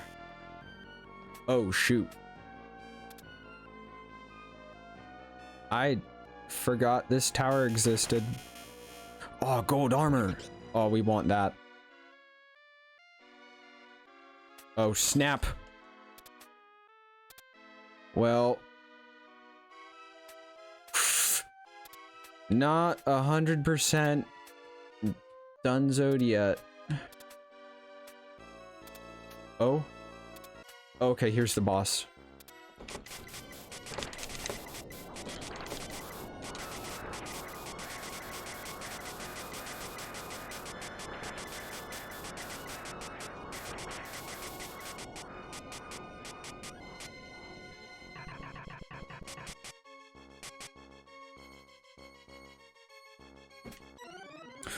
Oh.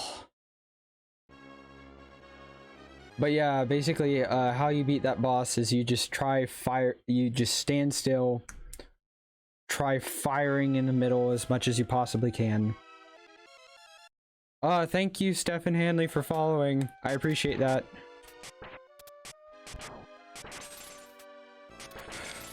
You caught me at a really good moment, Stephen. Yeah, I'm doing way better at this game than I ever thought. I've done better at this game here than I've literally ever done before in my life, I think. Oh, it's okay. I'm glad you're following now, though.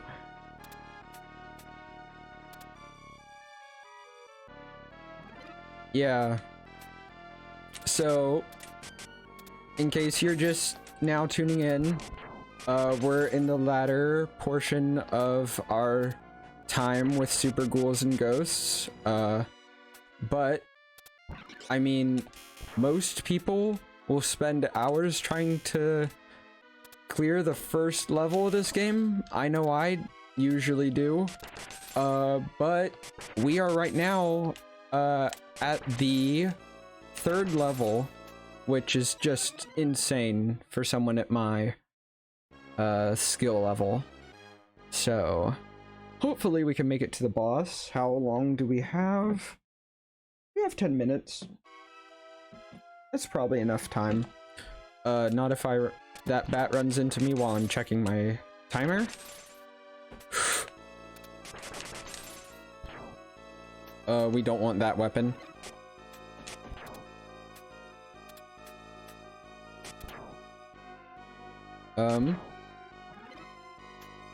But yeah, hopefully we can make it past the boss. That was my first time ever seeing the boss, but I've seen a video on how to beat it, so hopefully we can. I have 2 lives left.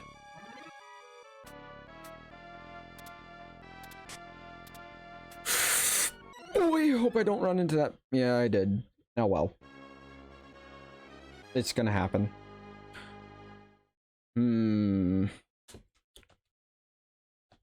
Alright. But dang, I've been enjoying tonight so much. Castlevania was it was okay.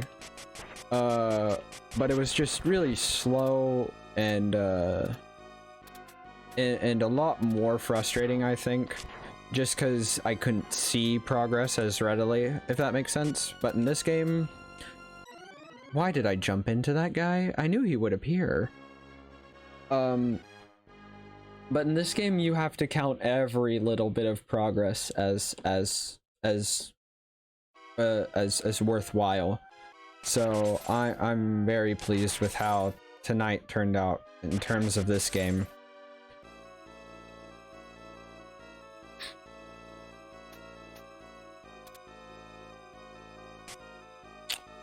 Plus, I think Elliot was spamming in chat before, so that I've had more fun.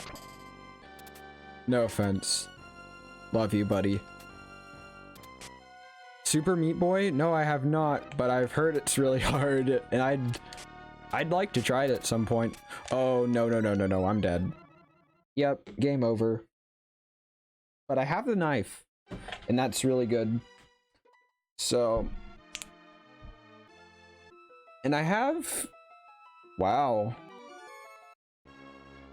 I've got that getting stuck on that one auto scroller portion must have given me like a lot of opportunities to grab extra money bags, because I should not have this many continues. Oh, and I started at the midway point for this level. That is actually really nice. You do not want to grab that axe. It's one of the worst weapons in the game.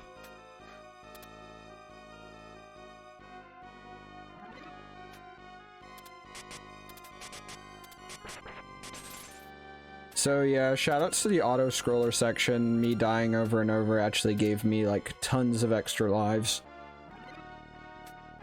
I find it kind of funny that collecting the money bags helps you to like continue after a game over in this game, because like in this game you have to fight like literal Satan, or what's supposed to be literal Satan. And I don't know, the whole motif of like collecting money bags gives you points, which helps you to, I don't know, basically get an extra life. It's kind of like, I don't know, it brings to mind the idea of having to buy back your own soul, which is really macabre. So I'm sorry I brought that up, but I don't know. This isn't meant to be like a, I don't know. This is meant to be more of a disturbing game, so I feel like that whole idea would be oddly fitting. But yeah, I don't know. I feel like just in general, like, it's pretty typical in video games to have, like, collecting money. If you collect, like, 100 coins, you get an extra life. So it's interesting how prevalent that idea seems to be in games, because otherwise what's the point of collecting money if you're not gonna spend it on anything? Jack the Raccoon discusses philosophy in video games. Yeah, that should be a funny, that would actually be a really funny video title. I should take a note of that, actually.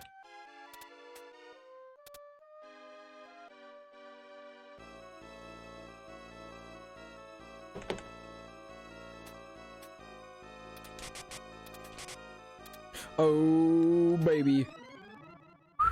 That was close.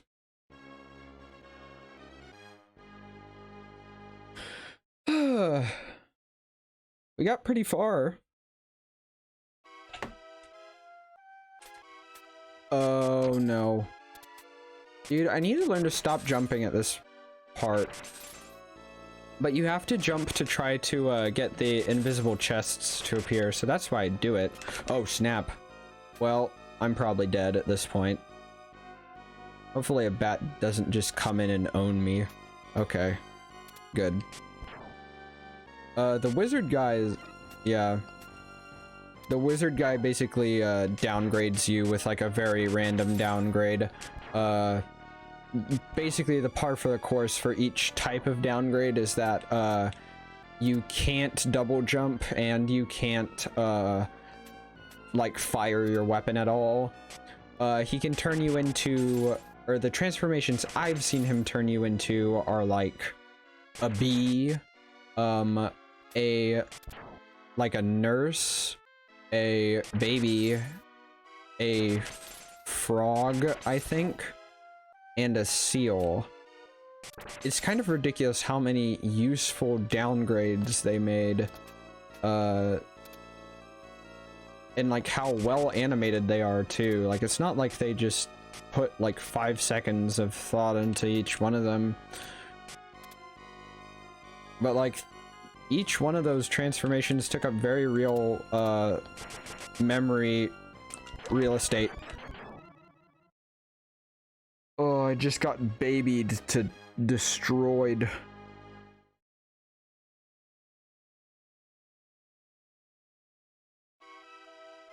baby mode squared. I'm gonna do the same dumb thing where I jump into a bat again. Jump into a bat again. Oh no, don't collect the fire. The fire is also a really bad weapon. Basically the knife and the crossbow every time. Those are the only good weapons in this game. Well, I say that, but it turns out there's a weapon that's actually necessary for you to beat this game. The thing about this game, part of what makes it so hard, not only does it have like ridiculously difficult level design, but after you beat the game once, basically, the devs tell you, haha, now try beating the game again to get the actual ending, loser.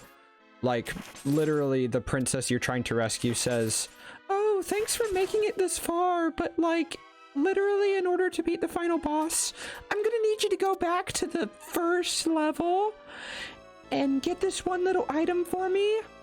Thanks. And then you just start the game all the way over again, and it's like hard mode, as if this game really needed a hard mode. And yeah, that sucks.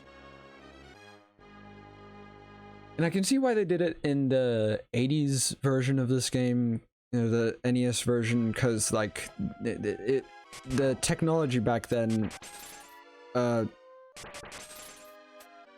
hate to offend anyone who's nostalgic for the original, it's really primitive in comparison to this game. I feel like that's a accurate thing to say. So like they needed to artificially extend the game's length, in my opinion, especially if they give you infinite continues, so like basically infinite lives. You need to have something to artificially extend the length of the game. But this is Super Nintendo. They can hold a lot more space on the cartridge, and they obviously put it to good use, but why they kept the whole you need to beat the game twice motif, it's just worthless to me. It doesn't make sense, and it doesn't make things better, in my opinion. Like, if I wanted to play a hard mode, and it's not like other games like Zelda, because Zelda also gives you a hard mode after you beat the game, right? But it's not delivered to you in the same sort of, like, just, like, absolutely hot garbage way this game does. Basically, like, you actually get to see the ending, and they treat it as if, like, congratulations, you actually beat the game. Here's a harder mode as a reward. What this game does is say, oh, you made it this far? Well, tough, you have to beat the game again, but harder, just to be able to get the gratifying ending you wanted all along. So, like, there's no reward for making it that far. My timer just went up, but I might, see how far I can get in this, I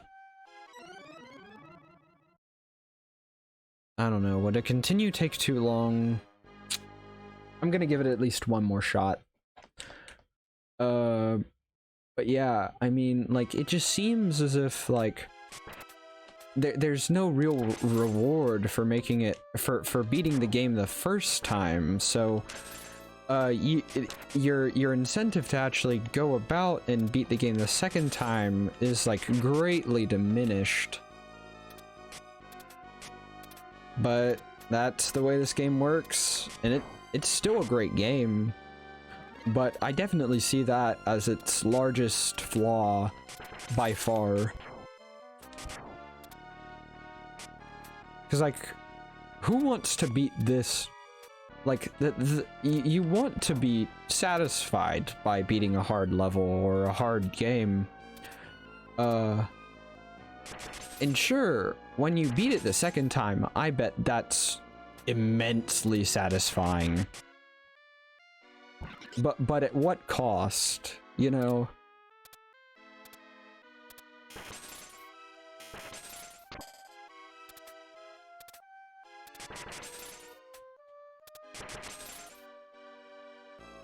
Oh, snap.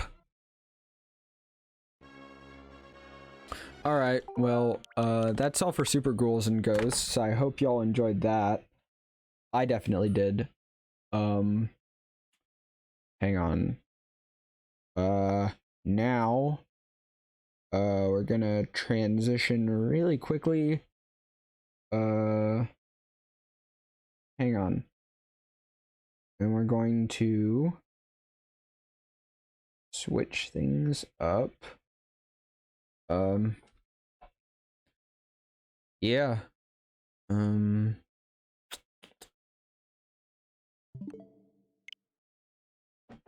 on. I need to exit this. Need to actually close the system. Because the next game we're playing is Luigi's Mansion. This is gonna be the last game we're playing tonight. Alright.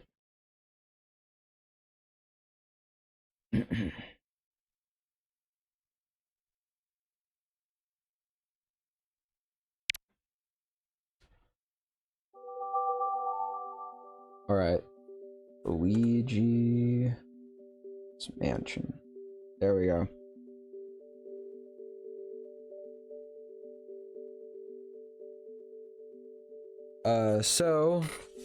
Whereas Castlevania and Super Ghouls N Ghosts could probably be described as games with a more horror-ish vibe, Luigi's Mansion is very child-friendly.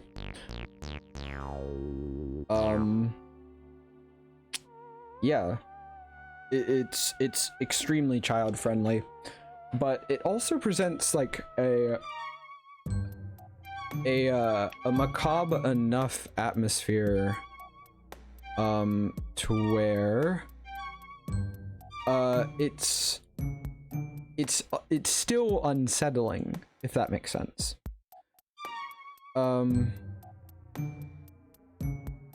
Yeah, I hope that makes sense.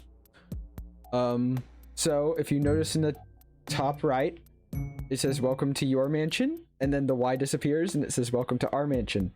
So it's just little things like that that are just like the slightest bit unsettling, but I think what makes this game really just, I don't know, unnerving as a Mario game is just the atmosphere, because this was not the Mario game that fans were expecting from Nintendo at the time.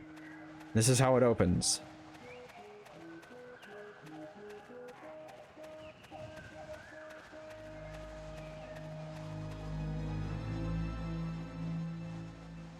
I might actually try pulling this down a little. There we go.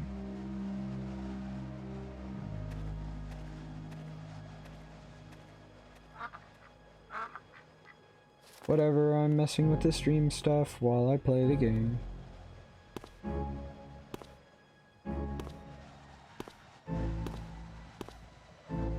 There we go. That should be good. I mean, that's not the most visually appealing, but it's alright.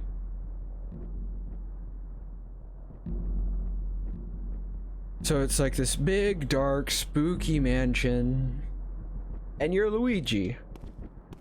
And this is the first game that Luigi's really been given much of any kind of like emotion or personality that differs from Mario in any meaningful way. Luigi's usually known for being more of a scaredy cat nowadays, but before this, Luigi was pretty much just a palette swap of Mario and nothing, and literally nothing more. So Luigi really had nothing going for him at this point. So we tried going through that door, and that door's locked. We tried pulling on this door, and that door's locked. And I like the really, like, I don't know, I like the way, like, his very cartoonishly proportioned hand grabs what's supposed to be a very realistic looking knob, So you sort of see like the main thing that separates this game from all the others is it's a bright and happy character in a very it's still cartoonish, but it's meant to be a much more gritty and a lot more realistic looking darker atmosphere. So but yeah, it still has that little kid sort of happy-go-lucky nature to it. I feel what would make... did I really just grab the background on accident? Whatever. I'm gonna try to shift myself over here. And down. Yes, true horror. I know. I know. We can't all... Whatever I was going to say. We can't all be Silent Hill, okay? Or Resident Evil. Resident Luigi Evil, as Aunt Dude would say. I like the way his hand slowly, like, shakes as it grabs the handle and slowly pulls it back with no music whatsoever. Then this sort of, like, lightens the mood back. And that music's really, like, intense. Then we meet this absolute nut.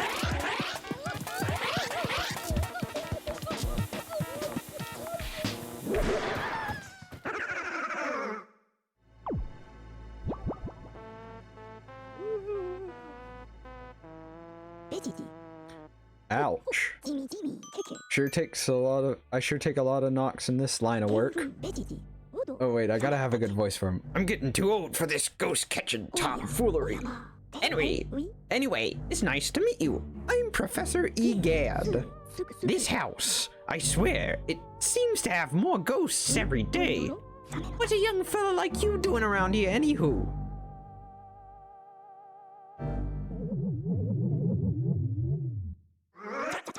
Uh-oh, this looks ugly.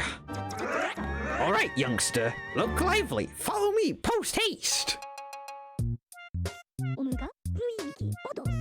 So your name's Luigi. I think our paths were destined to cross. Well met, Luigi. Where's this, you ask?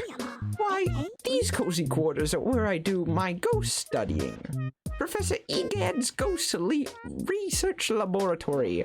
The lab, if you're of a shortening mind.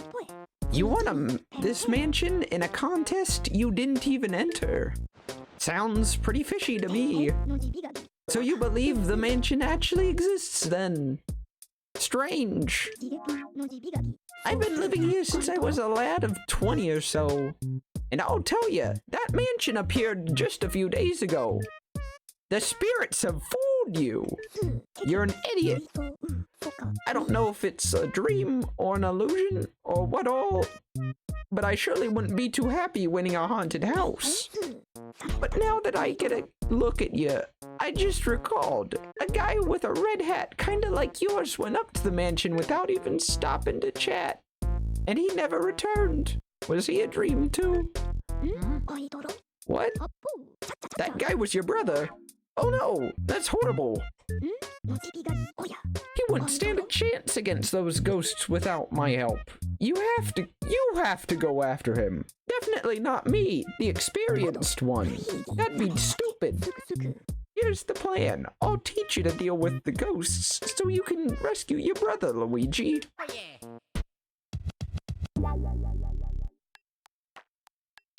Alright, so these are the controls.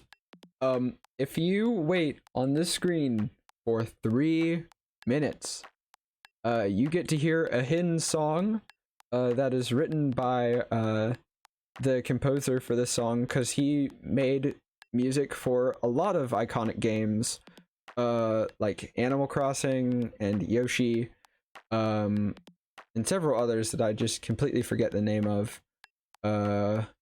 But basically what he likes to do in each of the games he composes for is he hides this little, like, 12-note long sequence in each of his games, just somewhere. And it's sort of like his signature. But yeah. This is not the game where Luigi commits tax evasion. No. Actually, if you want to hear, it's called Totaka's song. If you want to hear Totaka's song, the easiest way to do it is just looking it up on YouTube. But what you can also do is just go to Animal Crossing, and there's a song on the soundtrack called KK Song. And KK Song is Totaka's song, just extended. So at this point, I guess I could talk. Oh no, I don't know when 3 minutes will pass. So it's probably not a good idea to keep talking.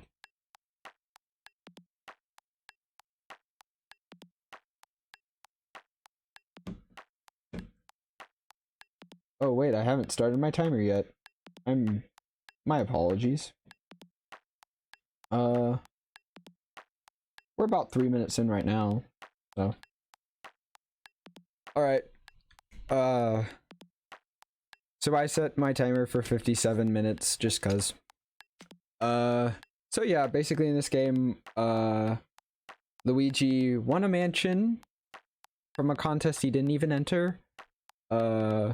So when he goes to check it out, it's actually a haunted mansion, so it seems like these ghosts are trying to trick him into coming for some reason, and they've already got Mario, so that's not good. But yeah, that's the story so far, and there's an old guy called Professor Egad, and if this doesn't trigger within the next 30 seconds, I'm gonna go and move on, but yeah. Alright. Oh wait, is that the...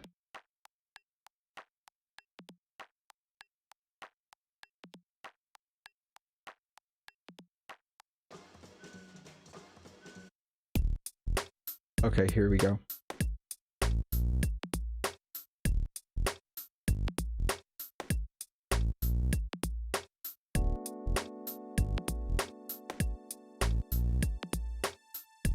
I've actually never heard this before.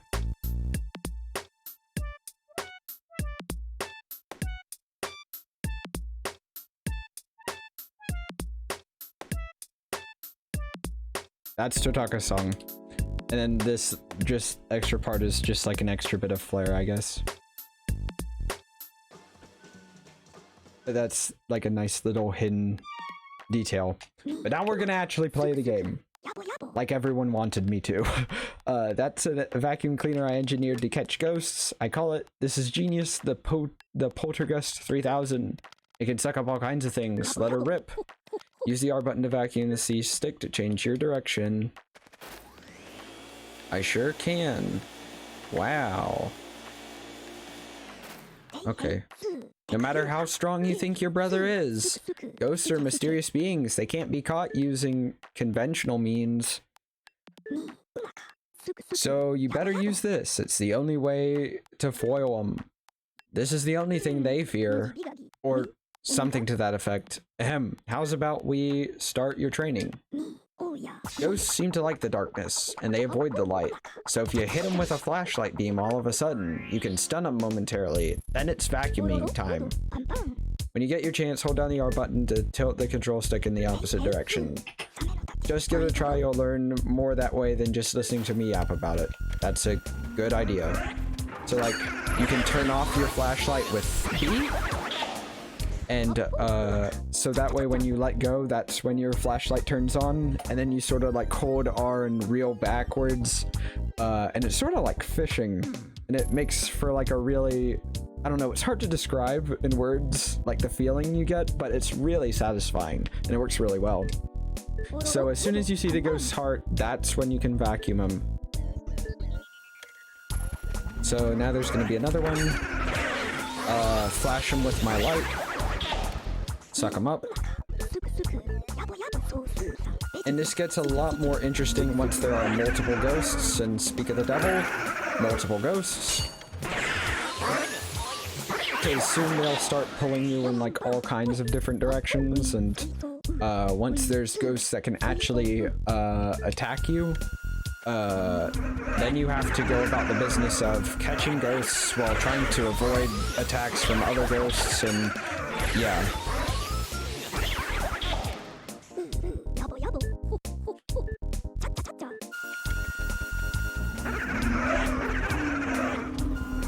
Alright. Did I seriously just catch 4 at once? That's pretty cool. That's actually really hard to do. Okay, 10 out of 10 ghosts. I don't think I've ever done that well before. I've kind of been popping off this stream. That's a nice change of pace. But yeah. I've been making all these games look a lot, except for maybe Castlevania. I've been making all these games look way easier than they actually are, but Luigi's Mansion is actually pretty easy. Once I had 21 paintings in my famous ghost collection. This is Egad's ghost collection.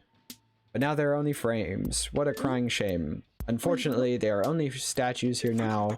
Feel free to look around anyway. Use the X button to check around with the Game Boy Horror I gave you. Be sure to check suspicious places as well. Check objects with A. So the Game Boy Horror is a way to go into sort of like a first-person mode, and you see it has Game Boy Horror at the bottom. This is actually like a play on one of Nintendo's old consoles at the time. Their old portable handhelds was called the Game Boy Color. So in this game, it's the Game Boy Horror, and it has a camera, which was way more technologically advanced than the Game Boy ever had. Okay. Oh, so I have to check the angel statues. Are you done appreciating art for the day? Yeah, I've tapped on the statue once. Go back to the lab. Where will you go, Luigi? I'm gonna go to the mansion. Careful now, Luigi.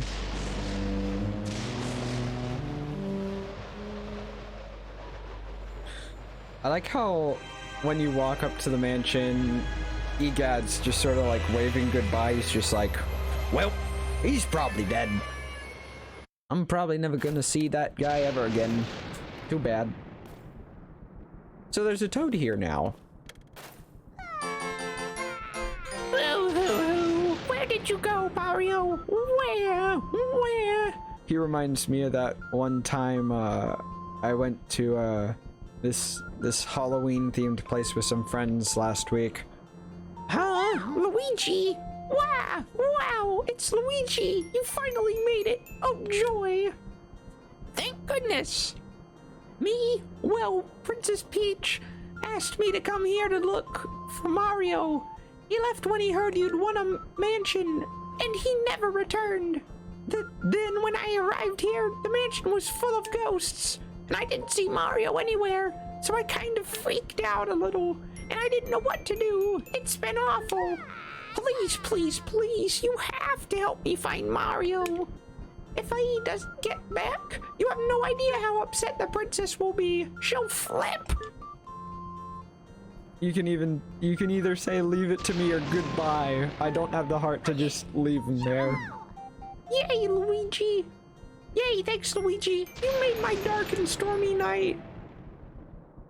I wish I could do something to help you. Wait, I've got it. At least let me do this. Alright, so Toad allows us to save, that's nice of him. Talk to me for help anytime. Okay, so now this room is bright again, so that's cool. I guess I can explain a little bit about this game once I'm done with this new room, because another sort of story event's gonna happen. once I enter this door, I like how suddenly you go from a light room, sort of like your beacon of hope, and then straight into this really dark room with this really booming orchestral soundtrack. And a huge part of the soundtrack is Luigi's humming, which is really great. Who put out my candles? You, Mr. Lime Green? Well, dark rooms are dangerous around here, yes. They love the dark, and now they will get you, blah. Now you're waiting for it, blah. Just like Little Red Cap before you. May you wander lost in the darkness forever. Are you afraid of the dark, little man? Are you, huh? Blah, here they come now. So yeah, that was like another sort of spooky part of the game. You catch a singular ghost, maybe get some health, and then there's another ghost.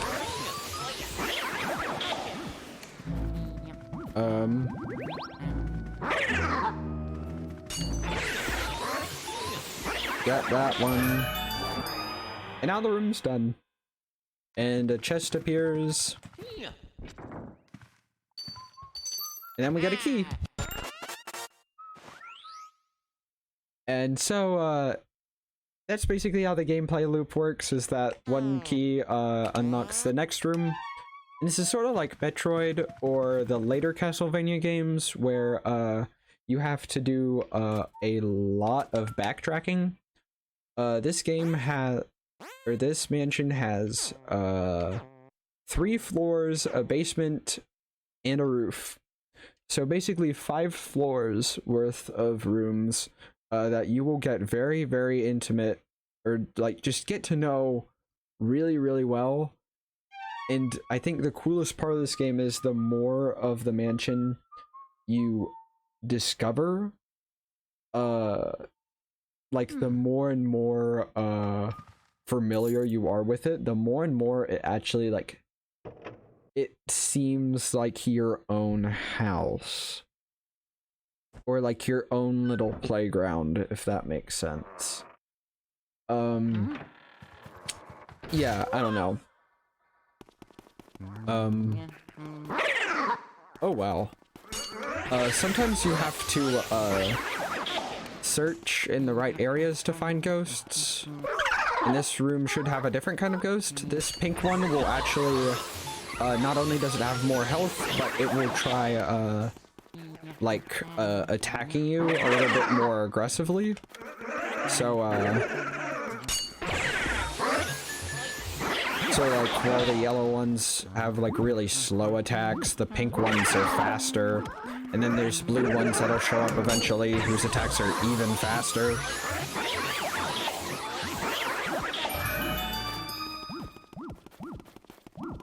Where's the chest? Where's the chest? I don't know. Oh well. Oh no, poison mushroom. If you get a poison mushroom, you will shrink down, sort of like when you take damage in normal Mario games, but you'll also lose some health and you'll lose some coins, which is not good. Because in Luigi's Mansion, you love your riches above all else.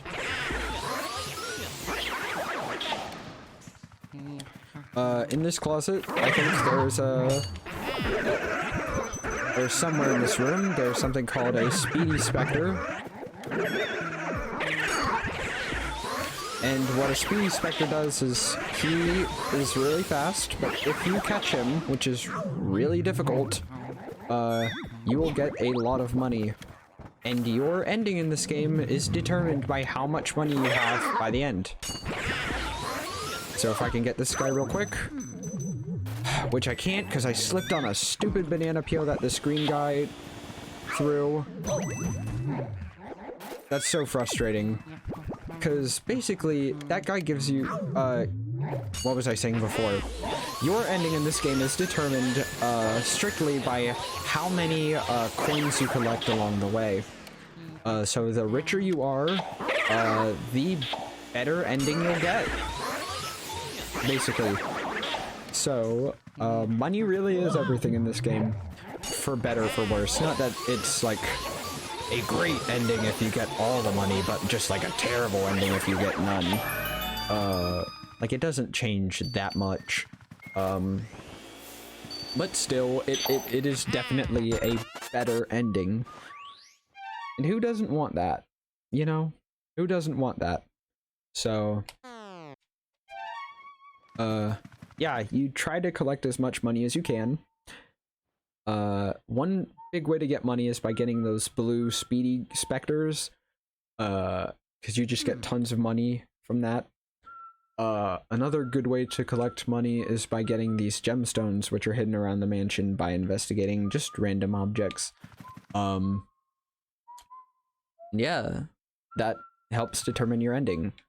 And then after this room, I think, yeah. Mario, where are you? Huh? Luigi? Yes, Luigi, how lucky that you found me. I feel so much better now. How did Toad make it through that locked door from earlier? I don't know. Please, please, please save Mario. I looked everywhere. I can't find him. Where is he? So I'm just gonna save at this Toad. So you see there's like a little cemetery over there.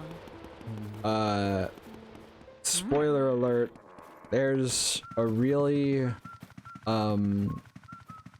interesting boss that we have to fight at that cemetery. And that again is one of the more spooky aspects of this game. Or one of the spookier moments of this game. But yeah. Hold up a sec, Luigi.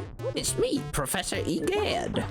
I detect spirits stronger than we've yet seen lurking ahead. I think it must be some of these escaped gallery ghosts.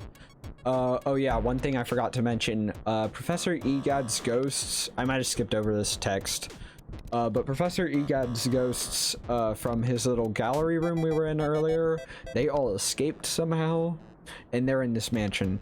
So, these must be some of the ghosts from his gallery. You should know that they're really different from the other ghosts you've seen so far. They don't show their hearts very easily. Nope, not at all. When you find one, you should first use the X button to search its heart for clues. More philosophy and gaming. Sometimes you can learn the best way to surprise them. Well, Luigi, I've got my fingers crossed for you.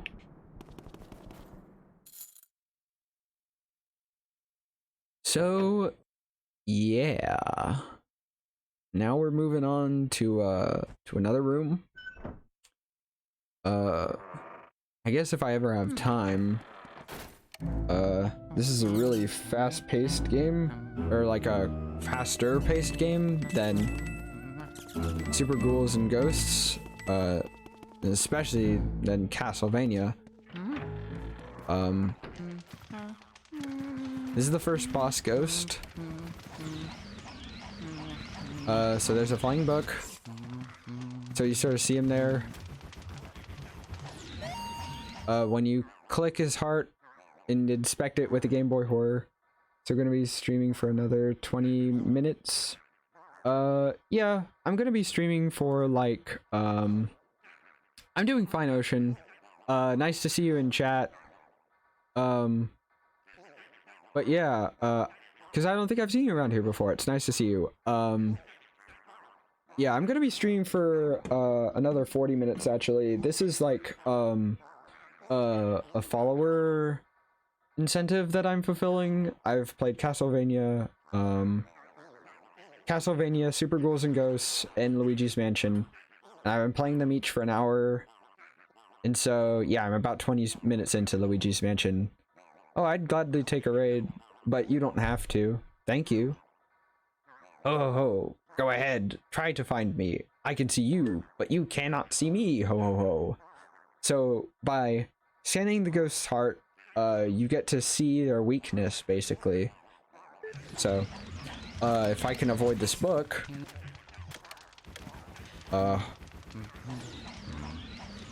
I think if I leave my flashlight off for long enough... Oh, no, wait.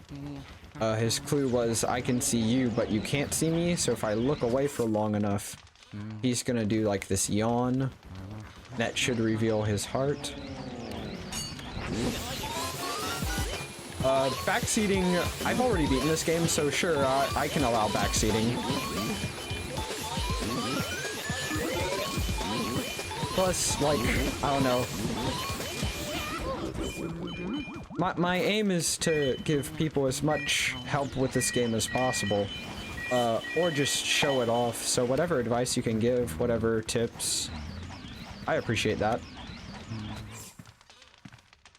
Cheese for a golden mouse is behind the stair.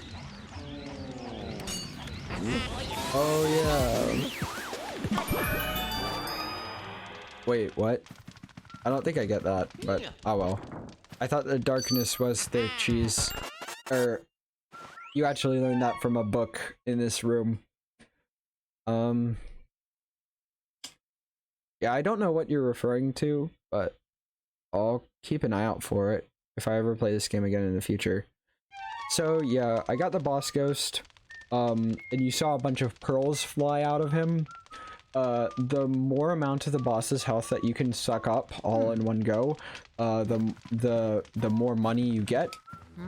And like I said before, you really want money in this game. So I guess this is another way to show off one of the oh no spooky aspects of the game is this fake door.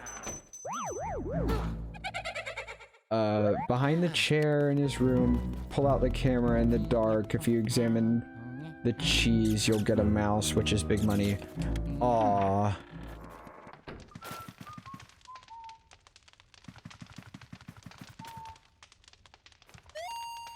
Well, that's when it's dark.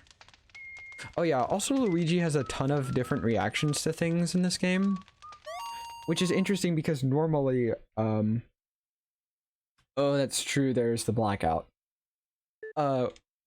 This could fetch a pretty penny. It's interesting that Luigi talks so much in this game.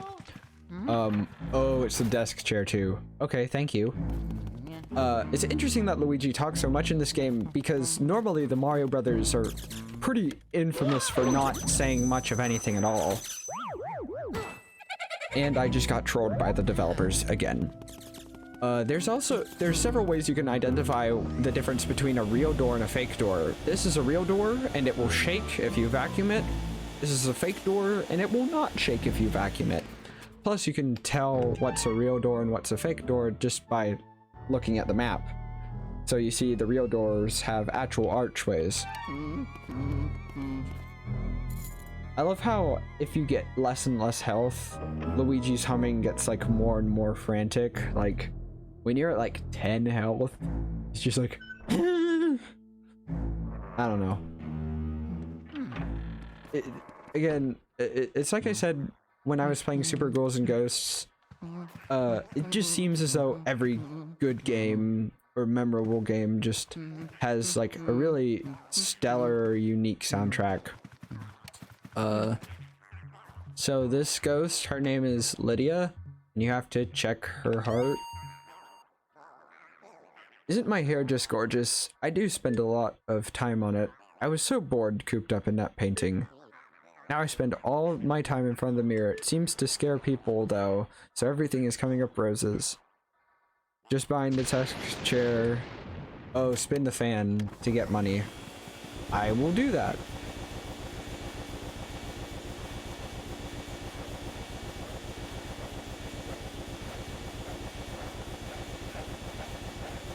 Wow. Good call. Thank you, Ocean. But yeah, this game has a lot of like hidden details like that, to where like the more you interact with the environment, the more you're rewarded for interacting with this very detailed environment.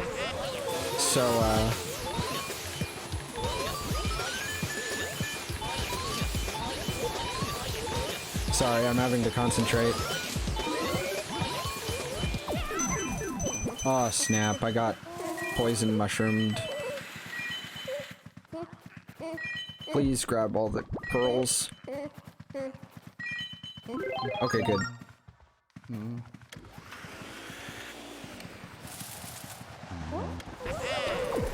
Ah, shoot. But yeah. So, again, you see how players are rewarded for interacting with the mansion. Since the mansion has so much to interact with, this really makes it so that, like, even though this is like a really short game, like, just during normal gameplay, you could probably beat this game within like 4 hours in your first playthrough. So, not a long game at all, but it encourages repeat playthroughs to see how much you can find in the mansion, which I think is just a really neat idea. And while I think that later games, like Luigi's Mansion 3 in particular, really has like a good balance of things to find versus and things to interact with versus like actual like area and content. And I need to shut up for the cutscene. Oh no, baby. Spooky. And then the music comes back in with its big orchestral soundtrack.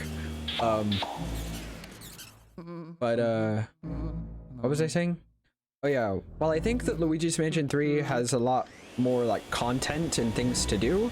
I think Luigi's Mansion, like the first one, is like there's nothing like this one.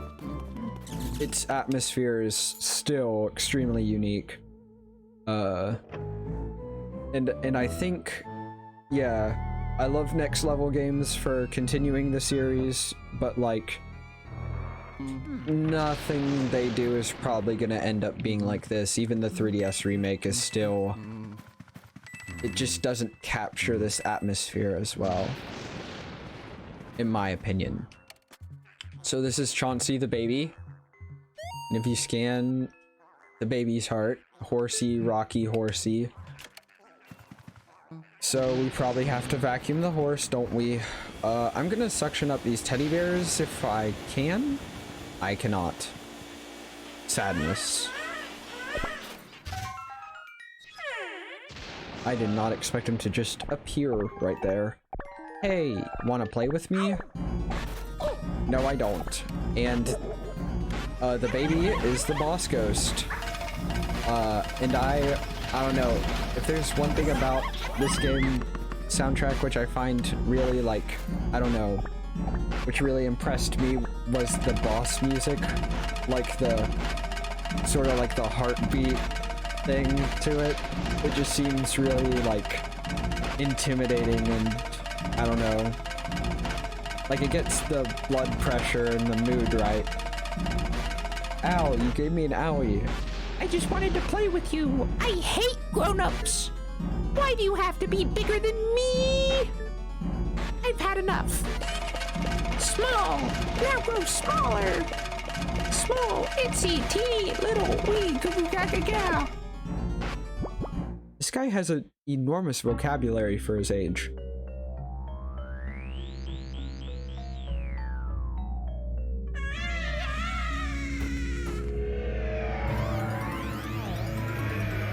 So now we're fighting a huge ghost baby.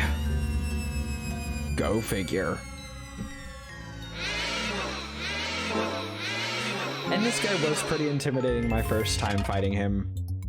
And then he has like this weird little wink out of nowhere. Why?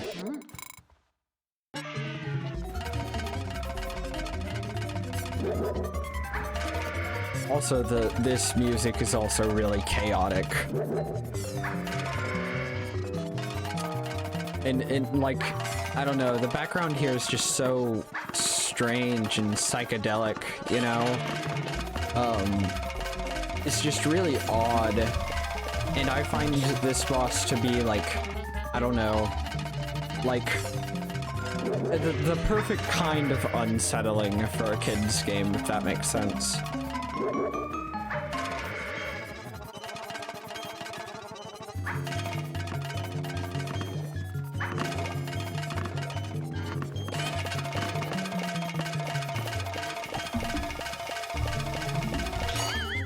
Alright, so now we're gonna...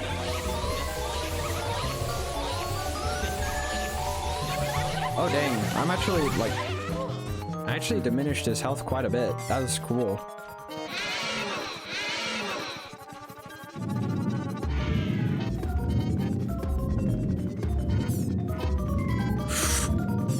That was actually pretty close. So now we just have to dodge the rocking horses a little bit more, and then shoot some beach balls at it. Do a little dance or something. I don't know. There's not that much you can do in this game just to pass the time in between boss ghosts attack. But, eh. I love how we just slowly careen the ball up towards its face and it doesn't suspect us just launching that sucker back. Oh, are you serious? I almost had him. Alright. Come and get me. Or not, because you're slow. I love just making Luigi cycle left and right.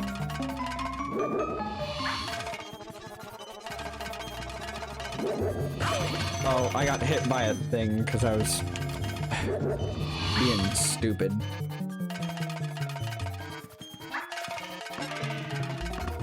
Alright, here come the bouncing balls. How did none of those hit me? I have no clue. Alright.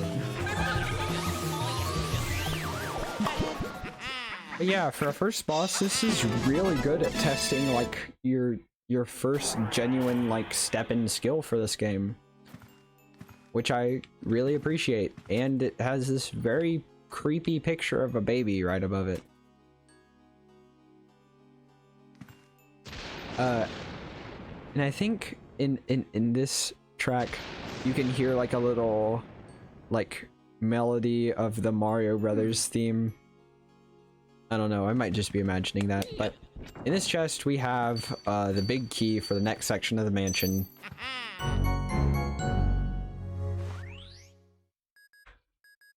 I love Luigi's little, like, smile and his peace sign when he's holding the key. Luigi, can you hear me? Oh, thank goodness you're okay. I lost contact with you all of a sudden. I was a tad worried. You seem to be a bit tuckered out after that long battle, don't you? Why don't you come back to the lab? When you vacuum a boss ghost, your Poltergust 3000 gets pretty much full to bursting. Oh, I guess you just showed that boss ghost who's boss. Oh, Captain Clutch, thanks for the raid. Wow, 24 viewers. Wow, thank you so much. I really appreciate that. Thanks for following, Ocean. I appreciate that. Thank you for following Captain Clutch. I appreciate that as well. Wow. What were you guys streaming over there? Wow. Thanks for all the follows, guys. Jeez. I was not expecting all this. You guys are great. Oh, I don't mind at all. Wow. You guys are insane.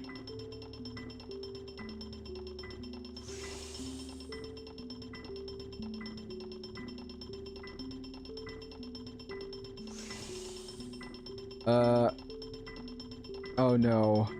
I don't know how to pronounce, Suiz Hiwao. I'm so sorry, I butchered your name. But thank you for the follow. Thank you, Grandpa de Plug, for the follow. I appreciate all of you guys so much.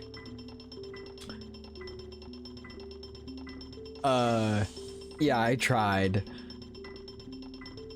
How do you pronounce your name? Sorry. Yeah. So, it's Quiver. Okay. S Quiver. Alright. Interesting. I'll try to remember that. I don't normally live stream Luigi's Mansion in particular. Tonight I'm just doing sort of like a triple feature. Castlevania, Super Ghouls N Ghosts, and Luigi's Mansion for an hour each. And this is Luigi's Mansion, so you caught me sort of like in the last 20-ish minutes of my Luigi's Mansion portion. But yeah, we usually let's play like classic games on this channel just to see why they're so great. I'm trying to have this be like an introduction to different gaming genres and different gaming series for people who are less aware of that kind of thing. So we usually do a lot of let's plays of classic games around here.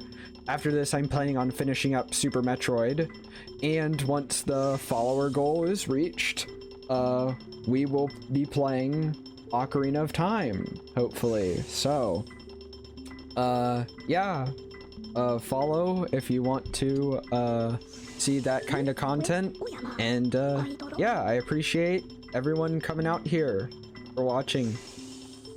But yeah, how do we use it? We've gotten to the portion of Luigi's Mansion where we've just beaten Chauncey, the baby ghost, and so we're going to see the poltergust sort of portrifies the ghosts for the first time. Whatever, we're watching them turn into portraits. And I also think this is probably the most viewers I've ever had all at once, so this is really exciting. Thank you guys for the raid. Captain Clutch. That's a great name. What do you usually do? So we turn them into beautiful ghosts, or beautiful portraits. And the little frame around the ghosts indicate how well you did. Gold is the best, silver is not that great, and yeah. I usually stream Valheim, or Valheim. I don't know how to pronounce that. I don't know. Oh, okay. Cool. Nice. Well, that sounds interesting. I'm glad you came over here.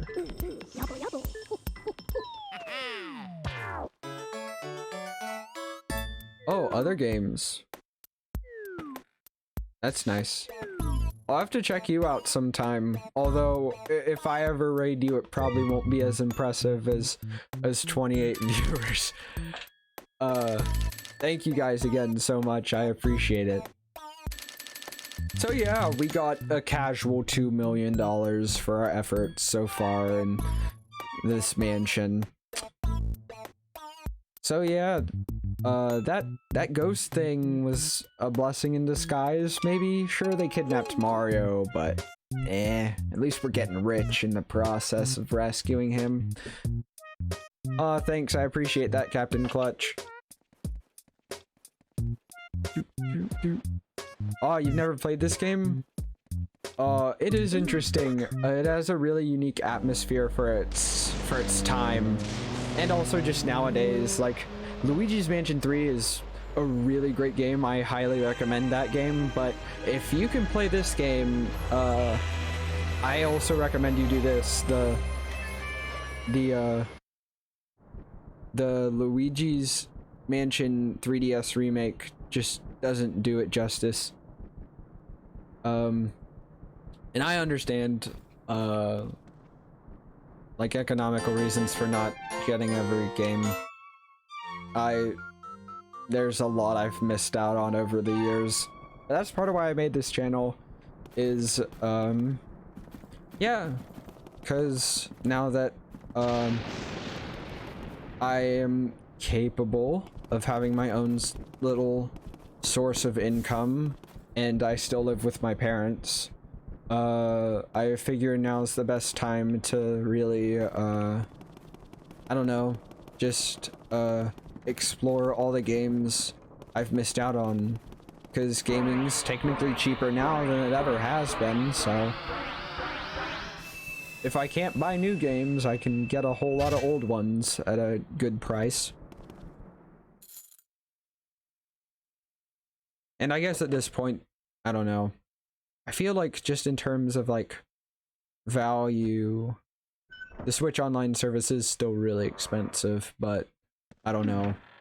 I've never played a lot of those games, so it still is, I don't know, it still seems worth it to me to get it, at least for like a year or something. I could have my other siblings pitch in. I don't know. Gaming's an expensive hobby. But yeah. So let's see what there is to do next. I can explore the basement. Playing PC games. You don't get motion sick playing on a PC. I get that.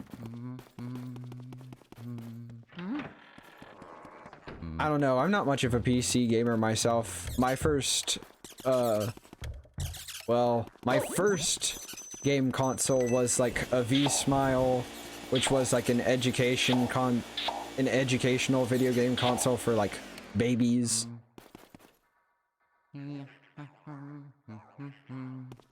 Oh yeah, Minecraft is really fun. Ooh, a spooky spirit. Get it. Dang. Wait, am I not able to catch ghosts in here yet? No, probably not. Where am I supposed to go? Oh. Oh, okay. Very nice. So yeah. Thankfully, I was introduced, the Wii was my first Nintendo console, and, ever since I started playing, Mario Kart Wii and, New Super Mario Brothers Wii, I don't know, I just haven't been able to stop playing Nintendo games since then. So, shoutouts to Grandma and Grandpa for getting me, a Wii. You've created an addiction. But it ends up being, I don't know, there are less wholesome addictions out there. Hey, looks like you've run into a bit of trouble there. Maybe you need more training. There are some ghosts who will try and grab hold of you, like those. When that happens, try moving a control stick back and forth, shake them off. It's the age-old struggle for survival, my boy. Don't lose heart, Luigi. Vacuum this key.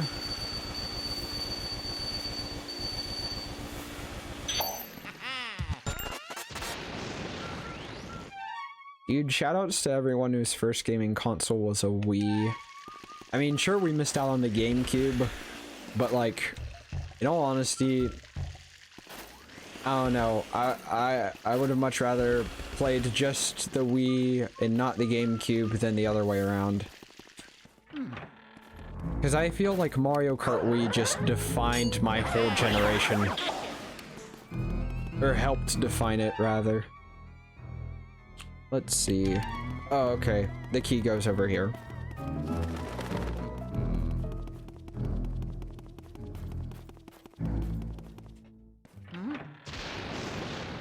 But yeah, I totally relate to playing the Wii every day.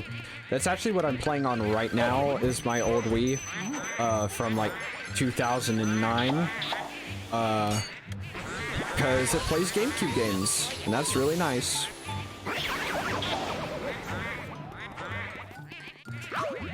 Oh yeah.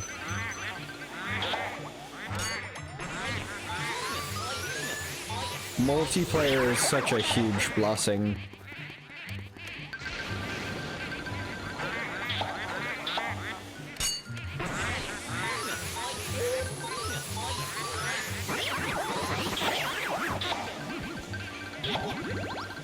I feel like I probably wouldn't have enjoyed my Wii half as much if it wasn't for games like playing Mario Kart or New Super Mario Brothers or Lego Star Wars with younger siblings.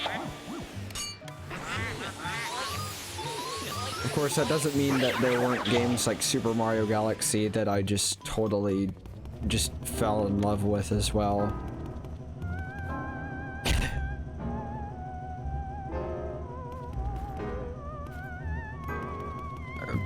Oh yeah. I forget how you catch the dancing ghosts.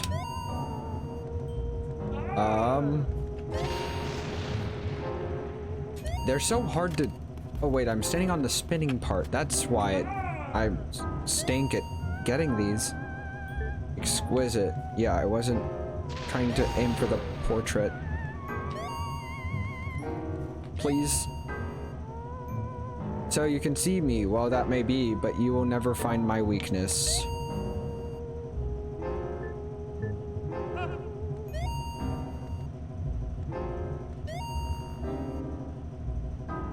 I don't think this gent can even see us.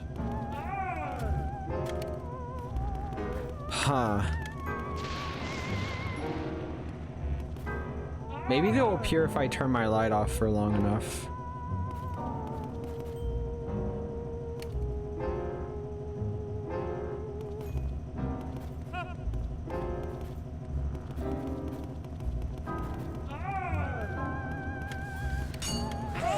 Oh, there we go.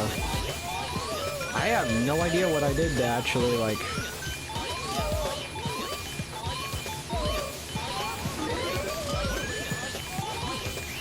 Oh, nice. One try. Let's go. Let's get all this gold. Oh, please. I love how small Luigi just sort of, like, runs super fast, like...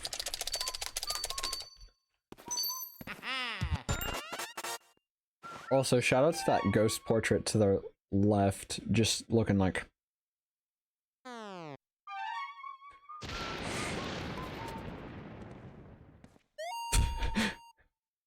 It's a picture, but I wouldn't call it art. Dang. Sick burn.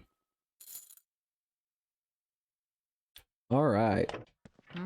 Open up the door.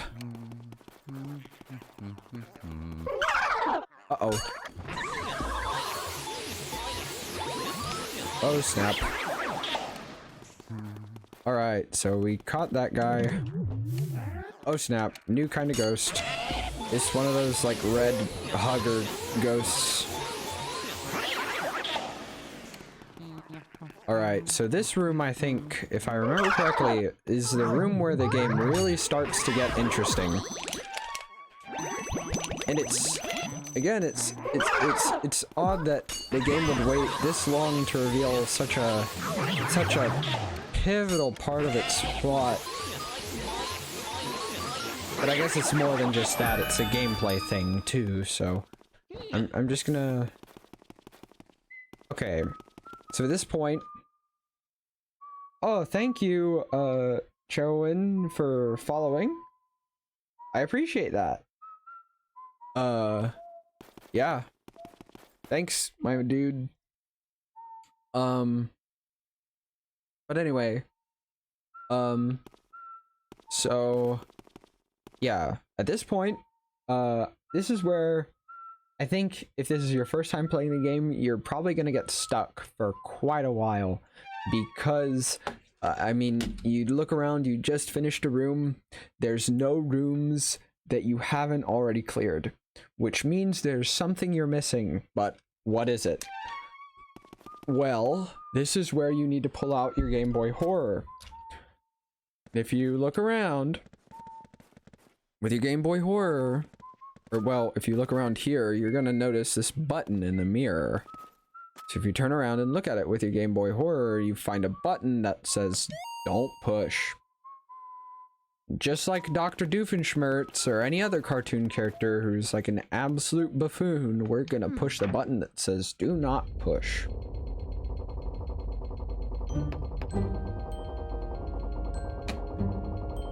which reveals a whole other side of the room that we've never seen before. Odd. But at the same time, that's not the worst thing.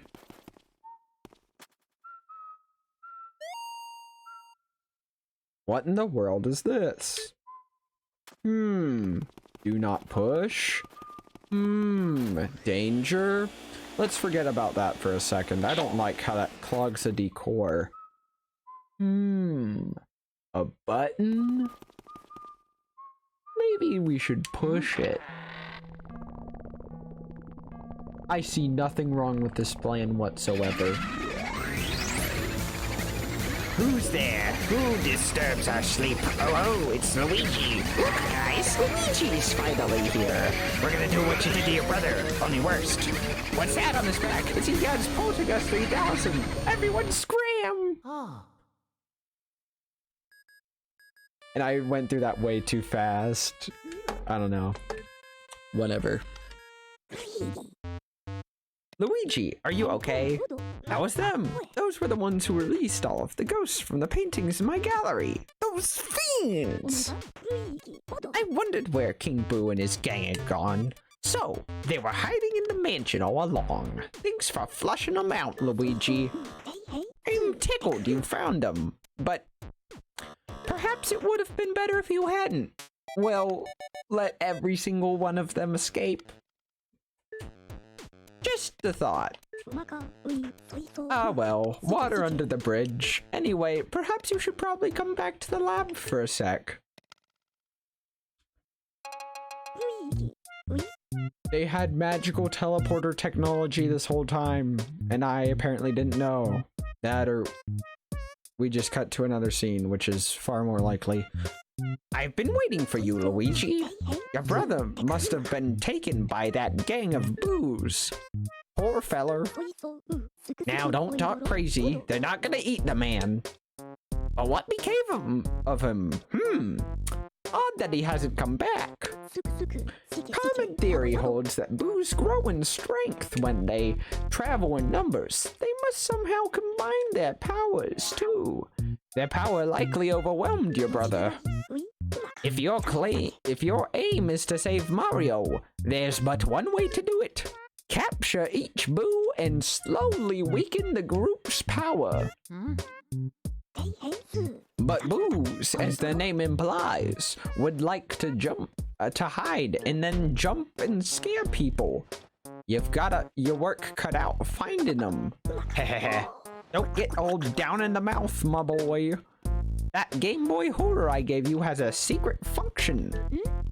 I knew it'd come in handy one day, so I developed it secretly. I call it the Boo Radar. The Boo Radar will flash red when something round like a boo is hidden nearby, so use it to search everywhere, Luigi. Love how his fist grows like huge for a split second. All right now, Sonny. Don't go tuckering yourself out. Relax. And just go and get those boos one at a time. One at a time. The trick is to use a control stick and C-stick together. Don't forget now. Where will you go, Luigi? I don't know. Maybe to the mansion? Careful now, Luigi. Well, goodbye, young fella. Hope to see you again, but I probably never will. 'Cause you're probably gonna die. How much time do I have left with this game? About 4 minutes. So I guess this is... Mario! Oh, yes. One of the main things about this game, the A button besides for, investigating things, the biggest button on the controller does this. I pressed X on accident. It does this. Mario!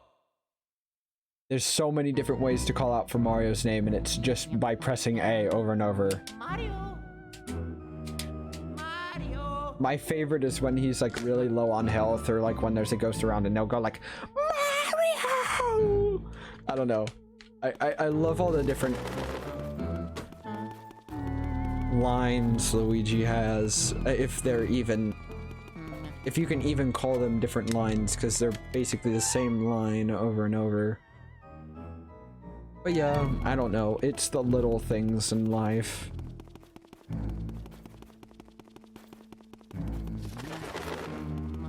It's the little things in life, lads. Okay, so you see the little light on top of our Game Boy Horror. It was blue, but now it's flashing yellow. As we get closer, it turns red. But since it homes in on round objects, it might pick up something that's sort of dud-like, sort of like that bomb. Hopefully in the future EGAD will make this a little bit more accurate so that it can actually like not try to blow me up. That'd be nice. Just a little, I don't know, like quality of life improvement. Oh, does the boo change position?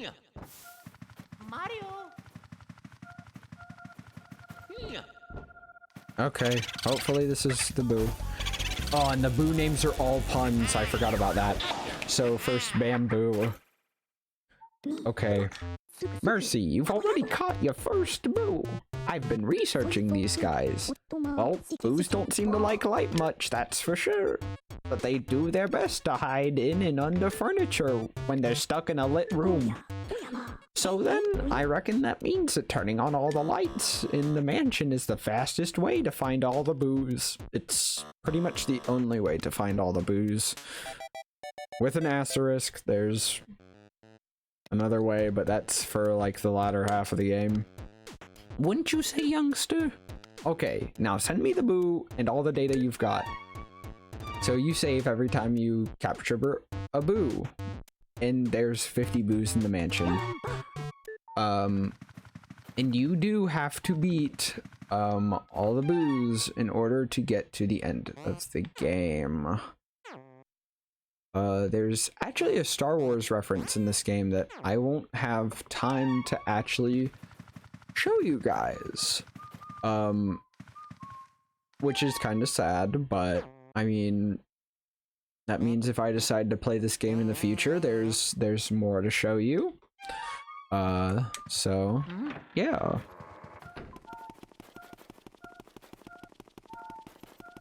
Where?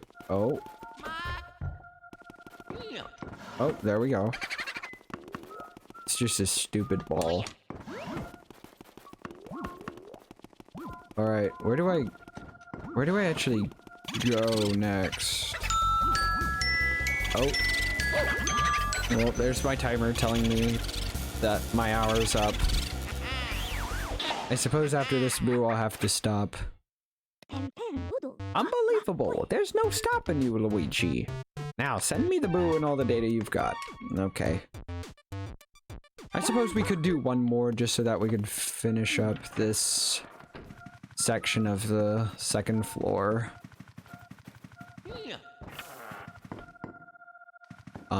Hello? Okay. Wanna play Game Boo Advance. That's a good pun to finish off with, is another Nintendo console. One that hasn't been on Nintendo Switch Online yet. Oh ho, you're on fire, Luigi. On fire. Now, send me the boo and all the data you've got. Alright, so...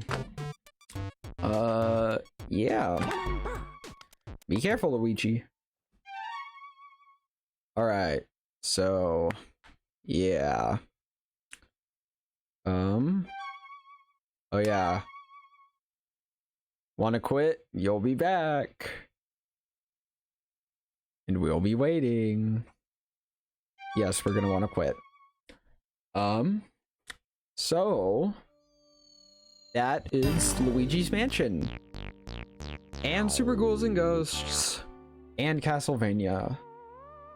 Today's been a long day. And yeah, I've had a lot of fun. So yeah, I really appreciate this. Thanks for all the follows, guys. I really appreciate that. Hopefully we'll be able to do, hopefully I'll finish Luigi's Mansion at least some other time, but that might be some other Let's Play that I have in the future. I don't know. I have a lot of other things planned. I plan to finish Super Metroid next, and I'm not too sure what to do after that, so I might finish this. Yeah, it's around Halloween, so that makes sense. Plus, this game's really short. But yeah, I don't know. Hopefully sometime we'll get that Ocarina of Time Let's Play deal finished up. But, yeah, I don't know. These are 3 great games. All 3 of them I recommend checking out if you haven't already. All of them except for Luigi's Mansion are fairly accessible today. Like, you can get them pretty easily. Of course, I don't know many people who don't still have their Wii somewhere. And if that's the case, all you really need is a GameCube memory card, which is like $5 depending on where you look. Copy the game, which is a little bit more expensive. It's like $50, which is the price of an average game nowadays, but I'd say it's worth it, just to get your hands on an actual GameCube copy. But you know, you be your own judge of that. And Castlevania Super Ghouls. Oh, you also need the GameCube controller, and you can buy a relatively cheap one at GameStop for like $20. So like infinitely better than a Nintendo Switch controller. And then you can play a lot of other GameCube games on Wii. But yeah, I don't know. Other than Luigi's Mansion, Castlevania, Super Ghouls N Ghosts are all fairly accessible nowadays. In terms of actually being able to get it, Super Ghouls N Ghosts and Castlevania are far from gameplay-wise accessible. But the point is, I recommend you try all these games out. They're really good. They're worth your time. And yeah, that's all for tonight. But yeah, thanks everyone for coming. I've enjoyed this way more than I thought. I've been putting this off for so long simply because I was really scared I wouldn't be able to do each of these 3 games justice, and I'm very pleased that I really seemed like I was able to have a lot of fun with these and get really far. Yeah, until next time, I'm Jack the Raccoon, and I hope you all have a good night. See y'all later. Bye.